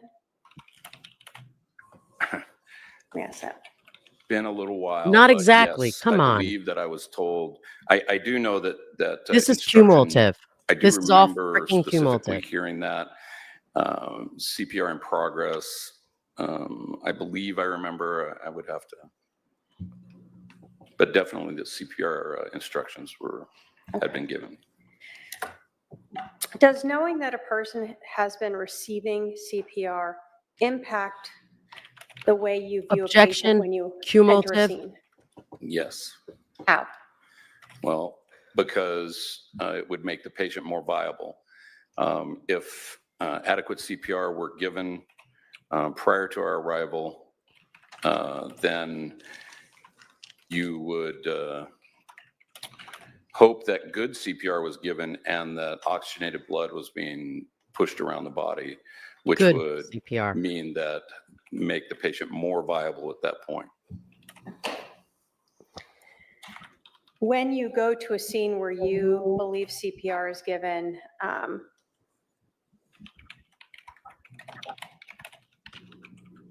such as this one, was that one of the things, I guess, that was part of your decision-making as you are assessing this patient? Yes. Can you talk to us about when you entered this residence, what do you recall? Because that matters. When I entered the residence, I There was no recall, furniture. thinking that the house seemed empty, like it was So either pause being it a moved sec. into or moved out of. You can tell by his answer. Oh, I'm echoing. But you can tell by his answer that he was coached kind of on what to do, on what to say. Like, what do you remember about this scene? He could have given any number of answers. I remember seeing a man on the ground. I remember seeing, but he starts right away with, I remember there being no furniture, Yeah. which again, like we talked about this yesterday, and one of you out there in the viewer world said, well, she had already said she just moved in, so big whoop, basically. But noting here that the prosecution is making a huge deal of the fact that there was no furniture. She's every single witness she's having talk about the fact that there was no furniture. Right. Because this was their second house. I Right. think He was living primarily in Houston. Right. And when I keep objecting So there was no cumulative, Oh, it just sorry. means like you've already put on a witness to say all of these facts. What new is this witness testifying to? And I just don't think it's important or compelling. It's like you're losing the jury. All right, so give us what was the time of death that you gave us, but I feel like we already got that. But all of this, there was no furniture, why you do CPR, that it's important because if it's done right, if they were given good CPR, not no CPR, he's saying it has to have been good. So, but that doesn't really help. I don't know. Just she doesn't need this witness. No, it is cumulative. Furniture or anything. We had a clear path to where the patient was. And I remember thinking that there's very little in this room other than the patient. Okay. Did you notice at any point some items around the patient? Like a bat. The only thing I remember being around the patient was a baseball bat and a ball cap. Finally. And do you recall she at meant this a point gun. where those items were in relation to him? She was hoping he was going to say a gun. Yes, I believe the baseball bat would have been on the patient's right and the ball cap above him somewhere in the room. Yeah, he just happened to remember. I it was think by the right. baseball bat was against a wall on his right.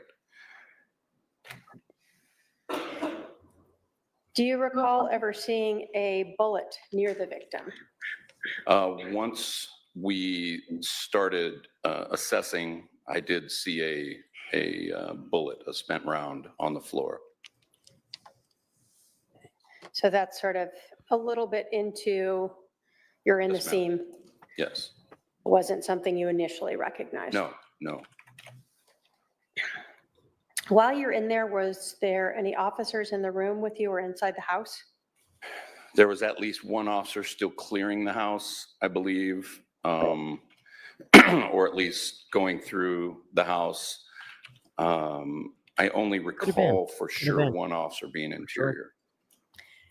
Can you describe for us how the patient, how Charles was laying when you first observed him? Yes, ma'am. He was laying supine. He was laying on his back. As we entered, his head was towards us, so geographically, I think north.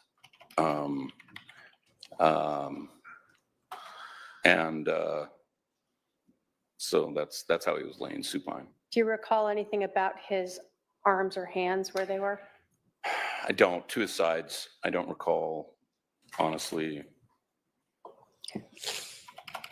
Did you observe any injuries to this? I recall to his Charles, sides, this but I don't patient? recall. Come on. Yes, he had evidently a gunshot wound to his center chest. This. Hole in the shirt and a small amount of blood. Did you recall or notice anything about where the blood was pooling from that shot to the chest? At that time, I did not, because we have to expose the patient, and the so he's a big guy, so he had a small amount of blood above his sternum. I'm showing you Exhibit 3 that's previously been admitted. Does that look like? If it adjusts a little bit, but Okay. you can attempt. Yes, ma'am, go ahead. Are you able to see that there? Yes, Kind of. Does this look like the patient that you were working on? yes, And in this, do you see the blood pooling in Exhibit 3 there? yes, Is that sort of what you were talking about? yes. Here in around the collarbone. So there's a divot here that Would you describe this patient as Hey, a fit babe. man? he seemed to be, yes. Hey, babe, What? look at the. When you saw you that mean? pooling like that, did that, Pause it. I'm assuming she's talking about when you blipped right past all those juror questions. I Unless blipped- she's just saying that they asked them and we weren't told them. Yeah, I don't think we're hearing them because I did like 15 seconds of blips. Right. Okay. You guys Well, think Belle, we missed them? If you think that they put something on about them and we here at Defense Diaries blipped past them, let us know. Otherwise, maybe she's just saying they were asked and none of them were read out loud to the public. Yeah, well, and jury. remember this, that we are on a 30-minute delay. So if there were jury questions that took place in real time, those might be things that they edited out. So I don't know. Like, but I just do know that I blipped like 15 seconds. Okay. That was not enough time to miss jury questions. I And don't Tracy think. didn't see any tweets about it, she says. So Okay. stand out to you or seem at all impactful in your decision of whether or not CPR had been given prior to your arrival? Yes. Why is that? Because had adequate CPR been given there, I would have Adequate. expected more blood possibly on there and perhaps a pool of blood under him. I didn't see any blood under him. I mean, when we first got there.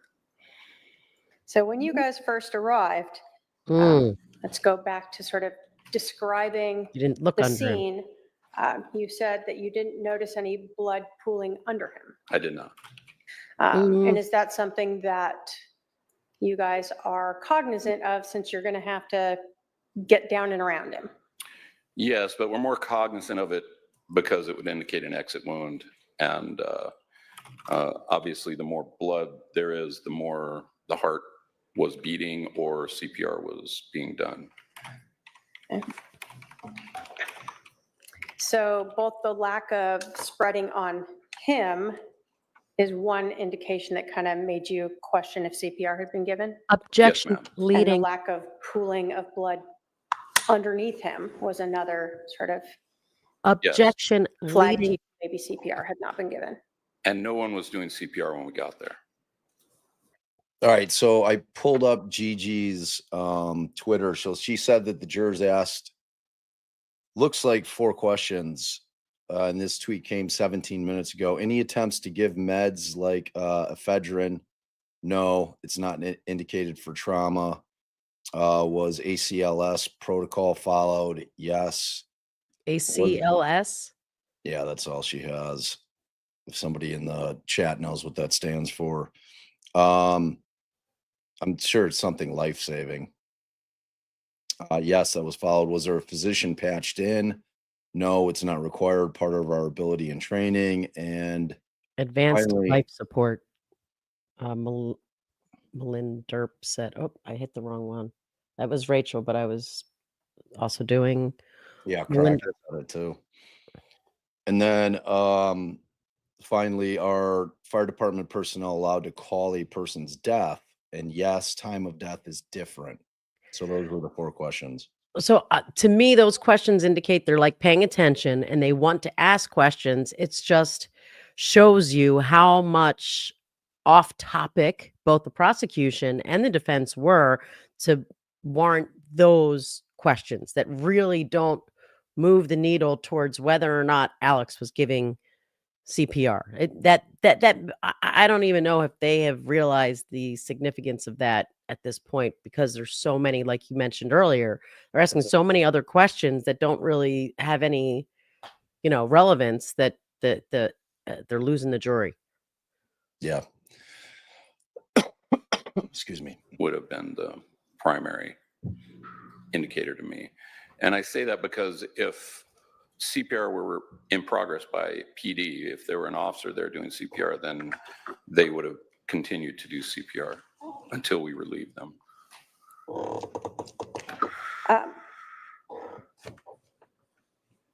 If a person is shot and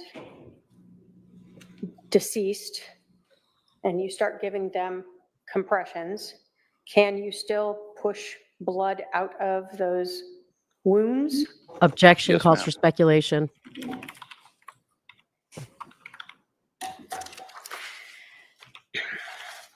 Now, at some point when fire arrives and they are assessing a patient, do they, I'm going to put up Exhibit 4 here. Do you need to try to remove any garments that might be around those potential gunshot wounds? Yes, you would expose the patient. Why is that? Well, because you don't know for sure how many gunshots there are. You check for exit wounds. Some gunshot wounds, some entry wounds are minimal. You wouldn't see them. You could go through a shirt and not see them. So you expose the patient. Okay. I have Exhibit 4 up here from body cam from a officer that's previously been admitted. Do you recognize who these people are and where this is? Yes, ma'am. And is this you? It is. So in this case, at some point, God dang it. was Charles's shirt cut in any way to allow I'm sorry. access Why to in the those hell do gunshot we wounds? care? I mean, That would be pause the it a sec. norm. Is at this point they would be cutting his shirt. I mean, I think some of this is because they're talking about, like the witness before this talked about how clothing on top when you're doing CPR can like soak up the blood. But what, like, she's literally asking questions that just seem to have no point. And if they do have a point, it's like, I think lost on everybody. Yeah. Like maybe the prosecutor's trying to get ahead of a bunch of inane questions by Lori. Is that possible? Yeah, but I think that I mean, I noted that before. Like, I saw that as a downfall of hers, where she comes, like, she basically has to like do her thing and just ignore what Lori's saying when she makes points that don't matter. But Right. she'll come back and like address a point that Lori made that did not really make a difference when you're talking about the elements of the offense. The facts, the factual narrative, whatever you're like. So I don't know. I mean, somebody had asked the question whether or not this was relevant in terms of whether or not Alex performed CPR at all. And I mean, it is in the sense, because remember, there was a huge gap in time from when the shooting took place. I think over 45 minutes. I think they said it was 47 minutes. I mean, things like that, when you're kind of looking at a situation like this, are obviously going to weigh heavy with the jury. Like what would they have been doing for 47 minutes before 911's finally called? So, and Lori was gone. She was at Walgreens. She was at I forget what fast food restaurant, because the argument's certainly going to be they were waiting for Charles to die, Yeah. and before they And make called, sure he's they dead. didn't They didn't want there to be any chance No. that he could be resurrected. They couldn't have him talking about what went down in there that morning. So they had to make sure that, enough time passed. And like, that's the thing where I'm curious if we're going to get to any messages between Lori and Alex with some kind of code, like is the milkshake ready? Whatever it Diffuse is. that code. That code, that was a cop's word. I mean, maybe it was a tip off. Maybe it was foreshadowing of what's to come in the text messages. Nephi. Do you recall from this scene how many gunshot wounds you observed to the front of Mr. Oh, Vallow? Lord. I believe 2. Yeah, because I had no clue. Now, when you guys first arrived on scene, do you check the pulse? Like, what do you do when you first get there? Yes, you would check for pulses, carotid pulse. Was he and dead? Does obvious signs anyone of know live if he was breathing, so dead when chest they rise and arrived? fall, I can't, as you are walking up can't to a remember. patient. So in this case for Charles Vallow, did you guys find a pulse? No, ma'am. Did you notice him breathing? No. Do you do any other assessments Objection, before you cumulative. start compressions? No. So if he's not breathing and you don't see that he has a pulse, why begin CPR? Why start compressions? Because you don't know how long he has not been breathing or not had a pulse. Okay. He could have just stopped those things moments So before we got positive. there, which would make him a viable candidate, or a viable patient, rather. And does again, So there is a point to her asking about pointing out the fact that they did CPR, not because they thought that there was a chance that he was still alive, because of what Bob's saying. So much time had passed, and like they don't want Lori to be like, oh yeah, I mean they thought that they could save him. He couldn't have been dead all that long. They're doing CPR on the guy. So they must have thought there was some chance that, so I understand why she's pointing out that they do CPR, even if they're like, they see no signs of life just because they do them. But still, you don't need 2 witnesses to say this, that. Well, yeah, definitely. And also remember, when a first responder's getting there, they have no idea when he was shot.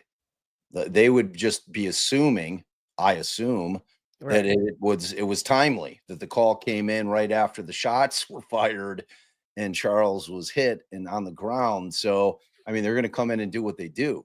Right. You Until know? they're sure, until they're medically sure, not just like, well, yeah, he looks dead to me, so I'm not going to try. Right. Like, so there's definitely a point to that line of questioning. It's just like she hasn't brought out anything new with this witness that hasn't come from the witness before. Right. Are you sure? Are you sure? again, the fact that you believe CPR, Candidate, or a viable patient, rather. and does again, the fact that you believe CPR had been performed prior to you arriving also play into your decision to see if he's viable? Yes. As other officers are doing compressions, what are you doing there? So I am Does that matter? charting. So I am, in this particular case, I was running the call.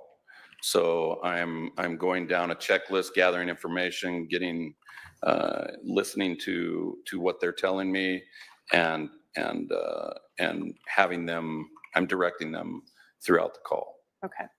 So at some point, our compressions stopped to assess the patient in other ways? Yes, after a heart monitor is on. Okay. And so are compressions able to be performed while someone else is getting the heart monitor ready? Yes, compressions continue throughout. Objection, until cumulative, waste you of effing stop time. compressions to check for pulses. Okay.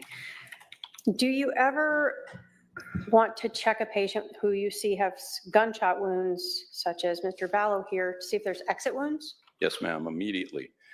So they would have cut his shirt, taken his shirt off, rolled Objection, him, lack of foundation. They would checked for have. exit wounds, and then rolled him back. And That's not what the other guy said. continued compressions. Said there was a minute before he rolled him. In this case, are you documenting your observations and others about what you observed when he was rolled? Yes, So when he's rolled, you're looking at his back? back, right, from the back of the head to the back of the feet. Okay, so he's completely rolled over so that you can see his back. Yes. Did you notice anything about Mr. Vallow's back that may have indicated he'd been there for significantly longer than you originally thought? He did have lividity. So there was modeling, skin modeling and lividity. Once the shirt comes off, then you could see modeling on the skin, and lividity had begun to form. Can you tell us what modeling means? Modeling is sort of a patchy looking Projection cumulative. skin caused from hypoxia or not enough oxygen getting to the skin. I mean, you can have mottled skin for different reasons, but in this case, it would be from his heart not beating. Okay. And I then mean, you Lori said made sure lividity. she was What does gone that for mean? all this So time. lividity is the pooling Pause of it. blood, and that takes longer, much longer. Yeah, there's. Oh Jesus, what did I do? You went to a different stream, I think. With those officers. No, same Oh. stream. Oh, so, clearly there's two ways to look at it, right? The way Lori said, well, the kids were in the car and I wanted to get Tylee out of the house. So we left right away because they were in there, fighting.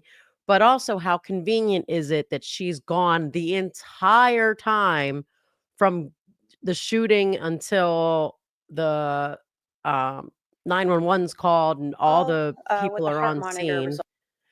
result. Creating herself a nice little alibi for while all this is, going on. Like I didn't know.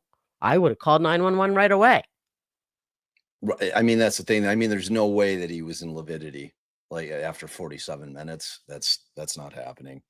Lividity Is happens modeling though like the beginning signs of lividity? Why don't you look into how long until modeling? All right, I got to try to figure out where the hell we were. It was before Lori. I got to see. He just put up his hands, both hands. Well, Maybe Lori- maybe right here, talking about pooling. Back, you noticed Mm. both modeling, which Good. meant that the blood wasn't moving through his body. Yes, and Reflection modeling was bleeding. on the front as well. Okay. So as that blood pools, so it leaves the tissue, that's gonna hasten the modeling part of it.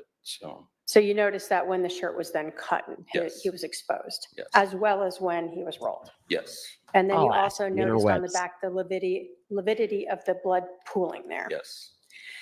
When you, I guess, obtained all of that information, did you end life-saving measures? Yes. Who decides to end life-saving measures? I do, as well as the rest of the crew. So Scott Cowden is also a paramedic, and he concurred. So then we Pause it, call babe. we call that in, and we cease life. So, according to the interwebs, modeling or mottling, also known as livor mortis or postmortem lividity, typically begins within 15 minutes to 2 hours after death, although it may not be clearly visible until around 2 to 4 hours postmortem. So they say in the 15 to 2 hour modeling starts as small purplish red patches on the skin, often in dependent areas, lowest part of the body due to gravity. Now, he just said not only was it on the back, but it was also on the front, which obviously would not be the lowest point of gravity. I mean, all of this being said, there's no doubt in my mind that he or they decided to leave him there until there was no chance of, like Bob said, them reviving him before they called, 911. And that could have nothing to do with whether the shooting was a pre-planned intentional thing or, if it just, if it happened the way that they said it happened. And then he's like, well, thank God. Let's just wait until he's dead because we don't want Ned coming back. But again, like I said, I'm still going to point out when I think that they're stretching the factual scenario for the purpose of the case, but All right, that's all. ready? Yeah. Saving function, or attempts rather. All right. Hug said. When you Said liver. cease life-saving measures at a scene where someone has been Liver, shot liver. and is now deceased at the scene, do you leave sort of any attached medical devices with him? Well, as little as possible. So what would have been left on him would have been defibrillator pads, probably EKG electrodes, and probably a CPR puck. Now, Wait, when that's what I you meant. arrived on scene or when you were exiting, did you ever notice any male outside that might have been with some police officers? Oh, here we go. And he looked person? strong enough to crack some Yes. ribs, right? One person. Did you one see male. any injuries? And did you notice him when you arrived or when you left? Well, when I arrived, my job in particular is to kind of get a larger overview of the scene. So I did notice a person talking with PD. And when you observed this person, did you notice anything that he appeared to be injured in any way? Bullshit. No. So There no it obvious is. injuries to you. Bullshit. If you had been asked to treat him, would you have? Of course. Did you see that same person outside when you left? Yes. And when you left, did you observe anything about him again that he appeared to be injured in any way? No. Did you ever see a female and He didn't a look. female He didn't see teenager the at the back of his scene? head. Yes. Where did you see them? They were across the street from the house we were at. Do you see that person in the courtroom today? I see the adult, yes. Can you point her out and let us know what she's wearing? Dark blazer at the defendant's table. Dark clothes, I'm not sure. Okay. State will ask the record to reflect the witness has identified the defendant. Mitchell. Did you overhear her talking or saying anything? I did overhear Objection, hearsay. her talking Wait, with the police officers. this is definitely hearsay unless it's not. Right, because it's the statements of a party opponent. Yeah, this could be interesting.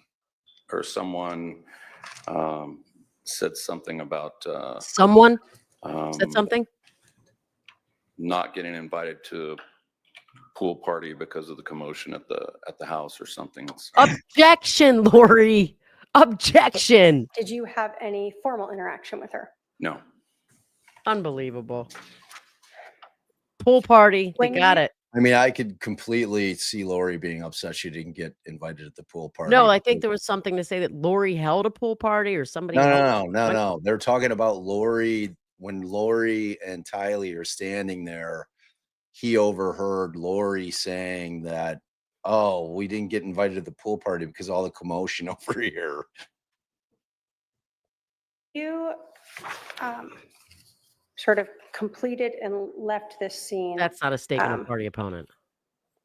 Looking back and assessing Relevant it to this. based upon your training, your experience, what you observed and what was done to Mr. Vallow at the scene, would you agree that Charles Vallow was dead before you entered the house? Yes.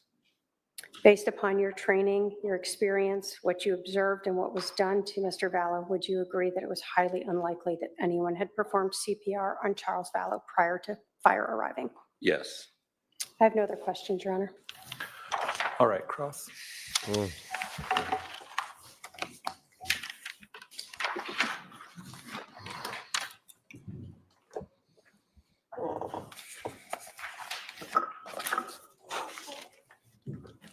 Again with the bullshit.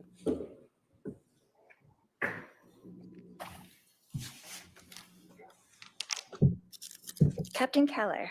Yes. Only You were one first thing on the matters. scene? What he last said. That's The it. police department was first, but yes, we were the first fire unit. First fire on the scene. Mhm. And can you explain to us what staging is exactly? I'm not really sure. Sure.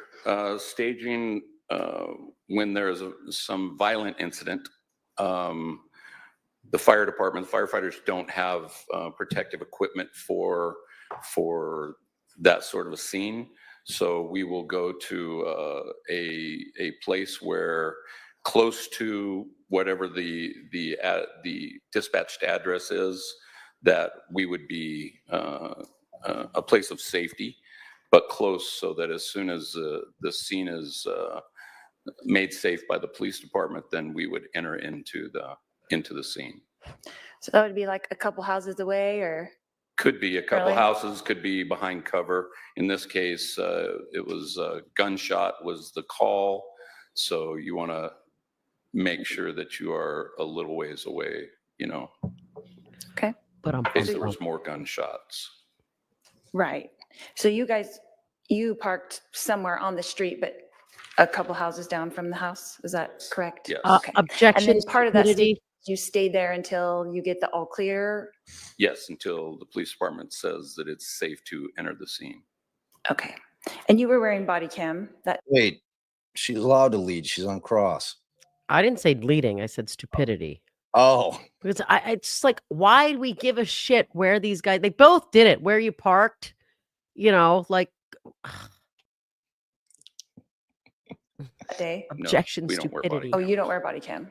Okay. You were just that was a picture from you on the body cam. On one On of the someone police else's officers, body cam. yes. Okay. Okay. Do you use any instruments to obtain current body temperature? Do you No. guys have an instrument for that? No. No? Oh, that was good. Would that help you give a more approximate time of calling a time of death? It wouldn't help me. I'm not trained to do that. So we don't have that. It's not within our scope of practice to determine that. Oh, so It's maybe not part of paramedics training? No. Okay.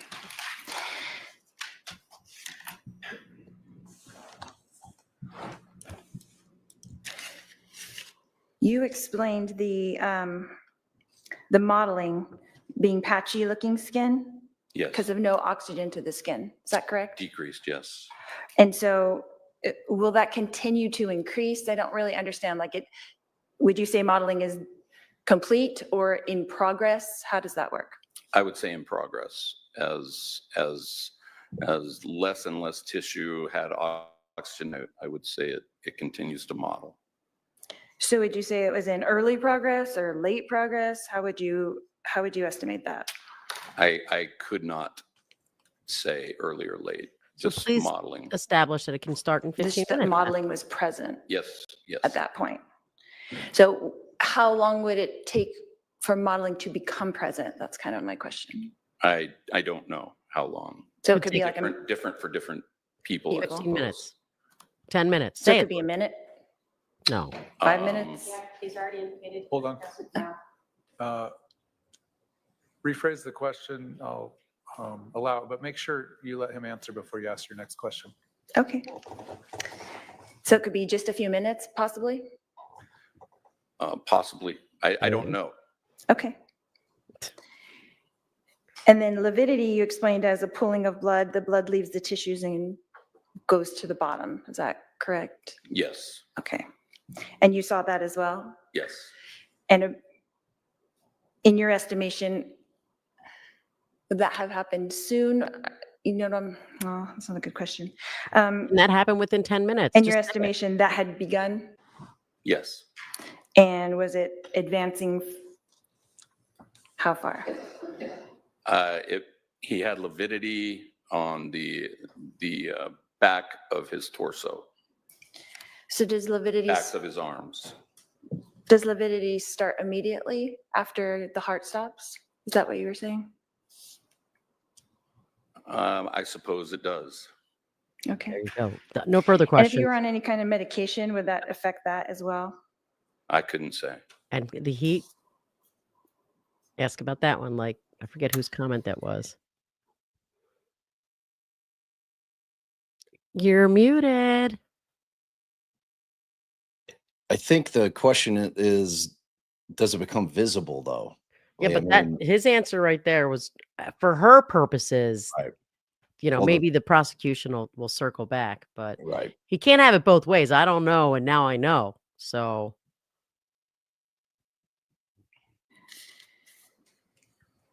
And what time of death did you document? You were making the document, is that correct? Yes, ma'am. And what time of death did you document? I did not put time of death, but I put a time of treatment being ceased, and I don't recall what that time was. It's on that report.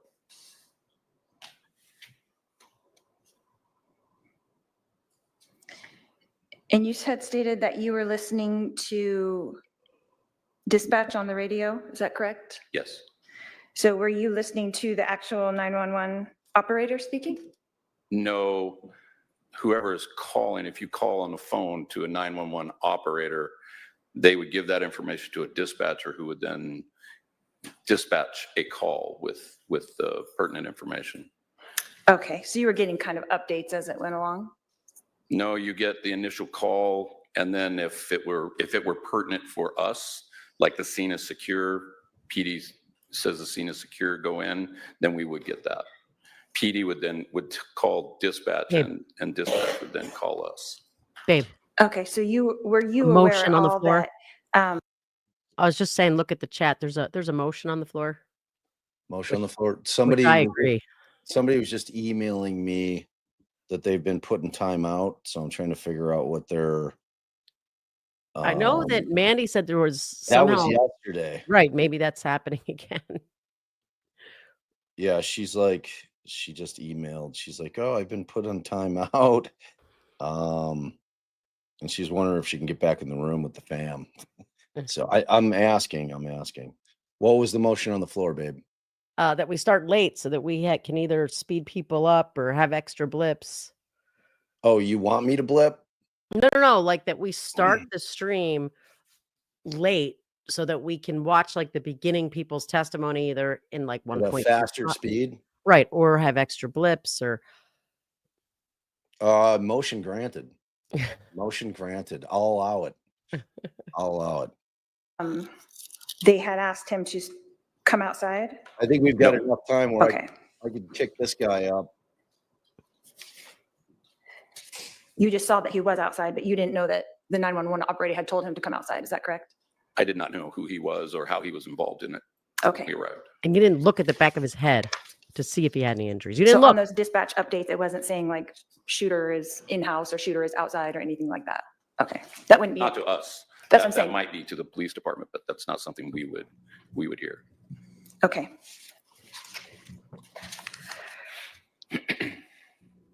In this case, Captain Keller, do you know for a fact that CPR had not been given? I do not know for a fact. And do you know for a fact that CPR had been given? I know for a fact that we gave CPR. Prior to your coming in? No. No further questions? All right, Redirect. briefly.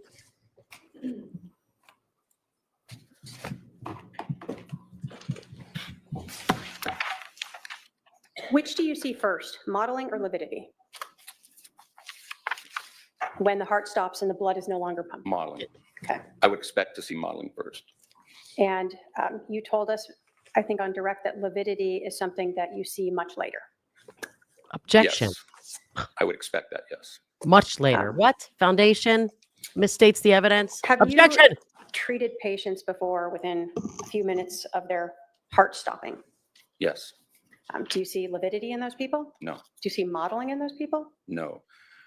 You see skin conditions change in those people, gray or cooling, moist, moisture, but not modeling or lividity. So you're not here to tell us how long it takes for those to form, right? I don't know. All you can tell us is that it's something that you see in patients who are deceased Yes. and have been deceased long enough, whatever time period that is for that to happen. Right. It is an indication of 20 minutes to of, 2 hours, early um, signs of lividity begin to form. the patient no longer being a viable patient. And that was one of the things that you noted and used in determining to end any life-saving measures? Yes. Now, is the only way to know if CPR has been given to be there with the person watching them? No. What else can tell you that CPR was given to a patient? Well, PD on scene arriving would witness, the best way would be witness CPR. That's the best way. Is there any other ways? Well, yes. Again, you would have an indentation in the chest. If The it was sternum done would correctly. likely be have been cracked loose from the rib cage, and there would be, in the case of trauma, increased bleeding. You do CPR or CCR sometimes when there's not trauma, cardiac. In this case, were other indicators the blood that was pooling only at the neck and not spread out further? Yes. The lack of pooling underneath the victim? Yes, and the Sexually. mechanical action of doing compressions with a gunshot wound right there would have spread blood in that area as well. It wouldn't just have gone where gravity is. So where you saw the blood pooling was where gravity, a low spot. That was my interpretation of it. Yes. And you did not observe spread blood across his chest? No. Would ongoing CPR movement of the blood through the body have also limited the modeling you may have seen? Perhaps. Ultimately, is it your opinion that it is unlikely that CPR was given to this patient? Objection, lack of fire foundation. arriving? Yes. Thank you. I have no other questions. Are there any juror questions? I see at least one coming down. Please pass those down. Put Whoa. on the white noise first. We'll find out. Like, I'm not gonna bloop it here. We'll find out if we did in fact miss the juror question.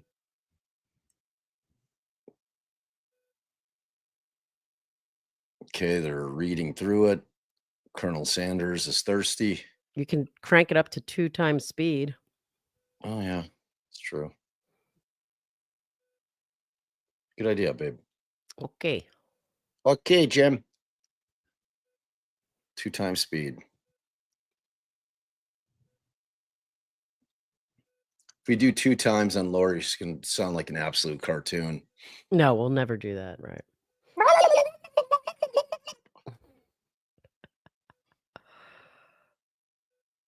All right, we're at 2 times speed here.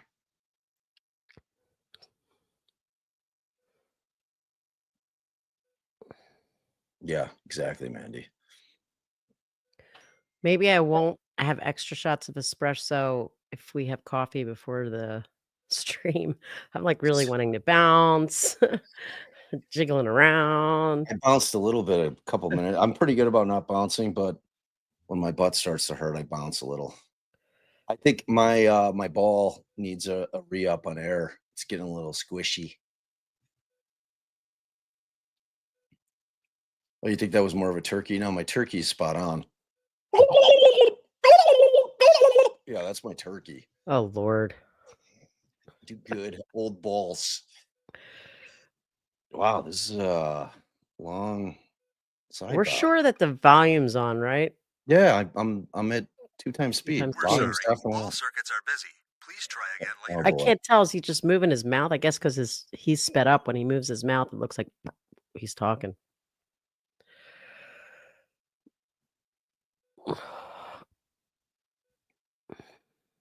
Yeah, you guys, Allie and I both are sitting on Swedish exercise balls, but it's got like it's a little bit of a, it's got a chair though. Like it's got like a back in case you need to sit back a little bit, and it's got wheels. Not supposed to sit back a little bit, though. No, I never sit back unless I get tired. No, yeah, it looks like this. These are our new ball chairs. Pretty cool. They got little wheels and shit. Mine was a birthday gift from a select number of y'all. No, true story. True story. Somebody said they were timed out. It might have been inadvertent.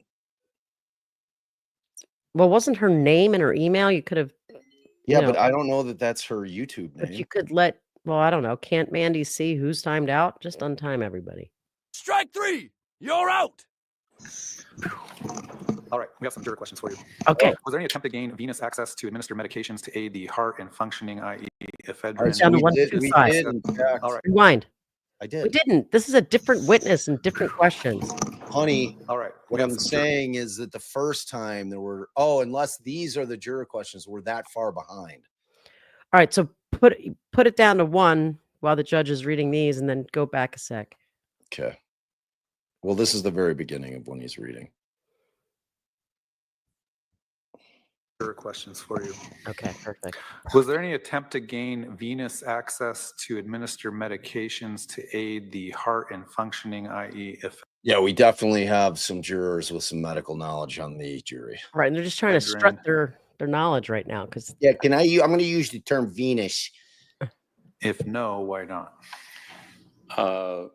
It's not indicated for trauma. It doesn't, if there's no blood to pump or the heart has stopped pumping, increasing how fast the heart pumps with ephedrine would do nothing. So in trauma, it is not indicated. Was ACLS protocol followed? Yes. yes, jurors be flexing. Was there a physician patched in? No, there's no patch required for cessation of treatment. It is part of our ability and part of our training to determine non-viability.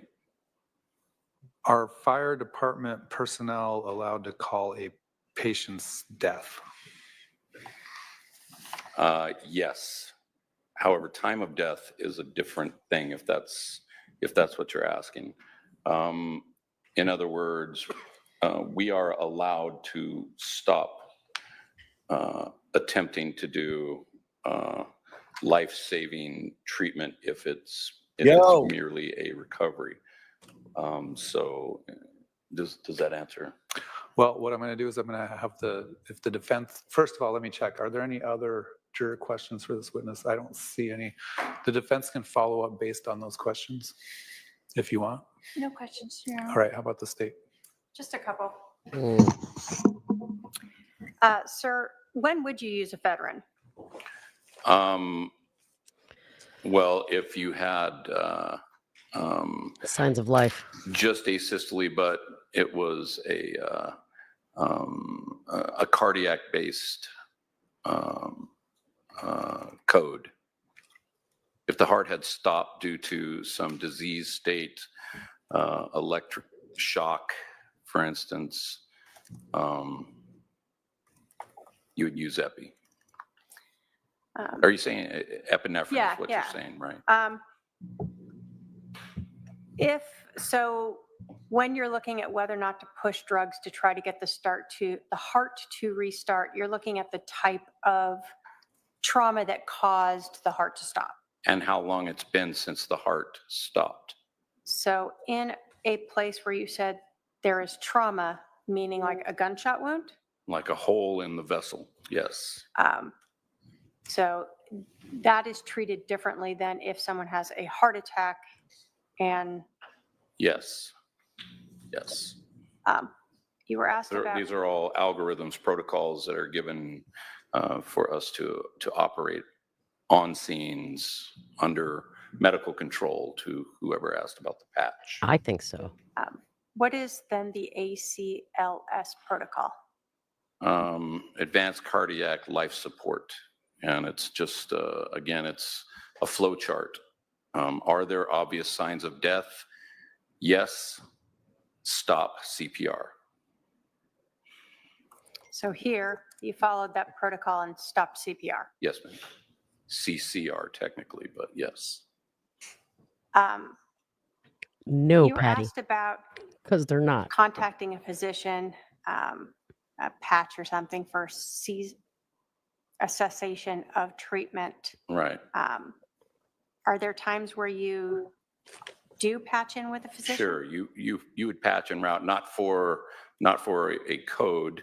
You would patch en route and give a doctor, or actually it would be a nurse answering the phone, but you would let them know what you have and what treatment you have given and what treatment you are going to give en route to their facility to continue care. We are primarily to stabilize and turn over the patient, making it more viable for a rescue. So when you terminate treatment because a patient is not viable, you cannot revive them, you don't need to talk to a doctor about that. No, you need to call in that you did it. So there would have been a patch after that, but you don't have to call in to cease treatment. So you don't need a blessing by a doctor to stop life-saving treatment. Well, no, we have the blessing through our certifications and through our training. So we are operating under a doctor's license at any time we are operating. So that doctor or this group of doctors usually understands our training level and agrees to trains us to make that decision, yes. And so ultimately, as a paramedic, you have the authority to use that protocol to determine when you are no longer able to revive or Yes. save the life of a patient. Cease life-saving functions, yes. And that's what you did here. Yes, ma'am. Thank you. I have no other questions. All right, you can step down. We're going to take our lunch Okay. recess. I'll remind the jury of the admonition. We will resume at 1:30 p.m. All right, for the jury. 1:30.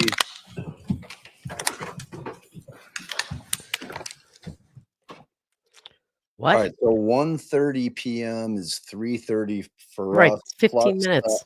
Plus the half an hour buffer. Oh. Well, we got to go over these questions before we leave. Okay, so I'm going to set the thing for 3:55. I got to eat. I'm starving. Okay, so Shannon asks, can someone please explain, other than proving Alex didn't do CPR, why these questions are relevant? Most of them are not. The only other reason some of them are about, like, why you're doing CPR when a person's already dead is the prosecution wanting to establish just because they took life-saving measures doesn't mean they did not believe that he had been deceased for a period of time before they even arrived. That goes to the fact that Alex just left Charles laying there before he even called 911. But the questions we got, like with the jury questions and the prosecutor's follow-up questions, none of those had any relevance whatsoever. And I think I don't blame the jury for that. I blame the prosecution just asking like all these other questions that didn't matter, where everybody sort of didn't get the point for them to be wondering about these other questions. And I think the juror was just like, hey, I know a lot of questions that are relevant to what they were doing, and they seem to be touching on all of these, and I'm going to ask them, Yeah. So Definitely. Dr. Vonda, Right, thanks so for your, let me ask you this. So I've created the new live. I portaled everybody or redirected everybody to that live. So when we end this one, you guys will automatically go over there. Now, to the question, do you guys want do you want me to keep this paused so that we're still behind time when it starts back up so that we can go 1.25? The stream starts a half an hour late, but we're not behind. Think about that. You're pausing it while nothing's going on, so it doesn't help you. Only starting late helps you. Not necessarily. Well, pausing it while nothing's going on is... Yeah, I guess that's true. Wait, is Chloe joking or Lori has emotion for real? What kind of motion? I don't know. Oh, is there a small motion hearing going right now? I don't know. We just got something from... I mean, it looked like they took lunch. Not that able to be extracted. Advancements in technology may change what was able to be extracted, but That's different than the state withholding information. That was the state's reading of the affidavit. I think the other concern comes from the fact that back on March 18th, when the state was filing motions to preclude Lonnie Dworkin, the court had a discussion with the defendant about this, about whether or not she wanted to waive time to have time for her expert to do this. And at that time, the court asked her if there was any one device that she wanted to review, which was, from the defendant's own mouth, Charles Vallow's phone. So now we have a motion that was filed, mind you, 7 days after they received the affidavit from. I'm trying to, so I'm kicking this to 415 then. That's what I'm doing. Okay. So what they're talking about right now is Lori had made a motion, a pretrial, looking to have her expert examine the various devices of, I think, Charles, and some of the devices that were picked up by Arizona. And the judge warned her, asked if she wanted an extension to continue trial to a later time so that her expert has time to do this. And if her expert does it and she finds there's stuff that's relevant, that there's a good chance that she might be too late if she doesn't seek to continue the trial. So now that's what we're getting into right now. And it sounds like what the state is saying, well, Your Honor, you warned her if she didn't continue trial that she could do all of this work and then it could end up not being able to be admitted at trial because it's too late. So let's hit play, but go back one little blip. Their expert. So they was filed, mind you, 7 days after they received the affidavit from their expert. So they held off on disclosing that while we weren't in trial. And then in the middle of trial, filed it, asking for information on numerous other devices that are in various other police agencies' possession. So although I think ultimately, I mean, the big issue is clearly the state would object to any motion to dismiss. There is no exculpatory evidence. There's no even discussion of exculpatory evidence in Mr. Dworkin's statement or their very minimally fact-invasive motion, let alone any prosecutorial misconduct. But I think we're back to the issue of Mr. Dworkin and what he's going to be permitted to bring in or talk about at this point in this trial. All right. Did you want to argue that motion right now? Not right now. Well, when do you want to argue it? Well, the main problem. Never. Do you want me to argue it right now?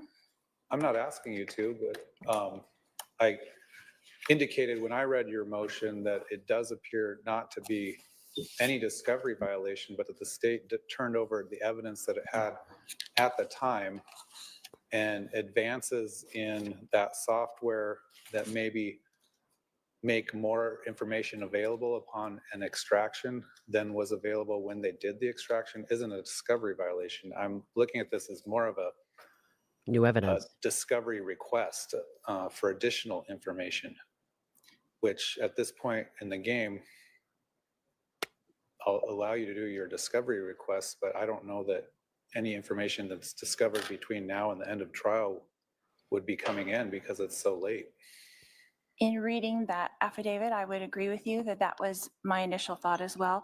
But the problem is that the problem that we have here is that that software was available and those things were available and they were not handed over from the state. They were never handed over from the state, and they've had that information for years. So that's why we filed that motion, is because of our expert was able to download the one device that we got, that he was able to see that the complete downloads were never given, that these are reports of downloads when we know that the state had available the entire complete extraction in the first place. They just didn't give us the entire extraction. They gave us the reports of the extractions, the ones that they wanted us to have. That's different. So those were available according to the technology. They just didn't give them to us on all of the devices, but we only have proof of it on one device because that's the only device that we were able to do in a timely manner. All right. I want to clarify a little bit. They gave you the full extraction. No. That's that not was what she's saying. available to them at the time. No, No. they pulled a report from the full extraction and gave us that. That's what they gave us. State want to respond. Your Honor, when you extract data from a device like a cell phone, it is put into a formula where it is not readable by anyone, which is why then you use the Cellbrite technology to basically parse that data into areas that we can read and view and review. So Is that what was given to the that is defense? what was given to the defense, was the 2019 or 2020 version of the Cellbrite technology that was used to take that extraction and put it into a readable form so that you can look at, for instance, not having to search through all this data to try to find out a text message. All of them are put together with dates and times and people and locations. Your Honor, I would request that we can have a hearing on this so that I can bring in Lonnie Dworkin and he can explain that what they did not give us. Well, just reading his affidavit is what they gave you is what they had available to them at the time. There's no affirmative duty for them to, every time a new software version comes out that makes maybe more data available, to rerun all the information. We're not But she- claiming that it is. We're claiming that they Right. had a full extraction and they gave us a report of that full extraction instead of the full extraction on all the devices. She's right. It's not what only was available to them. They did have that available. They just didn't give it to us. It's cherry picking. It's Okay. cherry picking is what Well, we got. I don't read your own expert's affidavit the same way you're reading it, but That's true. That's why I'd like him to be able to come in and explain it. Can we set that up? well, we can set that up at some point, but again, this is all late and it's unlikely that anything that's happening would lead to him being allowed to testify, but maybe we'll do that this Friday or something. I don't know. We'll have to squeeze it in, but I'm not going to make the jury wait to do that. Okay. We'll be at recess until 1:30. All right, so let me just explain the way I understand this. So Lori is claiming what they got was a report about the extraction. Now, I'm not sure she's right about that. She may have gotten the full extraction, but it sounds like she's arguing that they didn't give her the data so that her expert could have run it through whatever software was available. So she's saying, if they had given me the data, my expert could have done this and we would have found this exculpatory information. Now, I don't know that she's identified anything exculpatory, which is what the state is saying. But Lori is arguing they gave me a report. She's calling it cherry picking. I don't know if that's accurate or not, if they just gave, or if what the state said is accurate, that we took the raw data, we put it into ran it through Cellbrite and gave her the readable report of all the data, everything. So it seems to me that it's possible what Lori is saying is accurate. It seems Lori acknowledged that the way her expert or her witness wrote the affidavit, that it didn't clearly spell that out, but that's her understanding. So if they had a hearing, it might be that none of it matters because there's nothing exculpatory. But if there is something exculpatory, that because the state didn't give her the raw data to run it through her own extraction, she wasn't able to do it. But when we spoke to the cell phone expert for the defense in the Richard Allen case, and we did a live on that, I asked her, do they give you the forensic image of the phone? She's like, oh no, they don't do that anymore, but I do think she said they still turn over the raw data in some sense, but she might have said they get that report, the Cellbrite report, and that it's got hashtags, to show that it comes from the original extraction, and that there's no way to adjust or to amend that report without the hashtag changing. So Lori may think that there could have been something else there with raw data, that the way it works now, maybe there isn't. So I don't know. because when used to be that you got the raw data and then your expert could run it through take that raw data and run it through Celebrate themselves. So, all right, babe, we need you to go through these before we leave. So, and thanks, Dr. Bonda. I think I went through all these already. All of them? Yeah. Oh, Yeah. The okay. interviews are legit. Yeah. They are absolutely the interviews, and we'll get our hands on them. I mean, they're out there to watch. I think Tom something, like he's a guilt. You thanked everybody already? Yeah. 100%. Yes. Okay. And I was thanking people along the way. Yeah. Right. All right. Well, thanks all of you. Thanks to all of our members and their generosity in getting those memberships. And thank you to the mods. All right. So as soon as I end this thing, you guys will be portaled to the new one, which I put for 4:15. So we're a little bit behind time because he said 1:30. So that's 3:30. So 4. So we'll be like 15 minutes behind. It'll help. All right. You guys rock. We love you. We'll see you in a bit. I'm about to go. Thanks, guys. All right. Bye.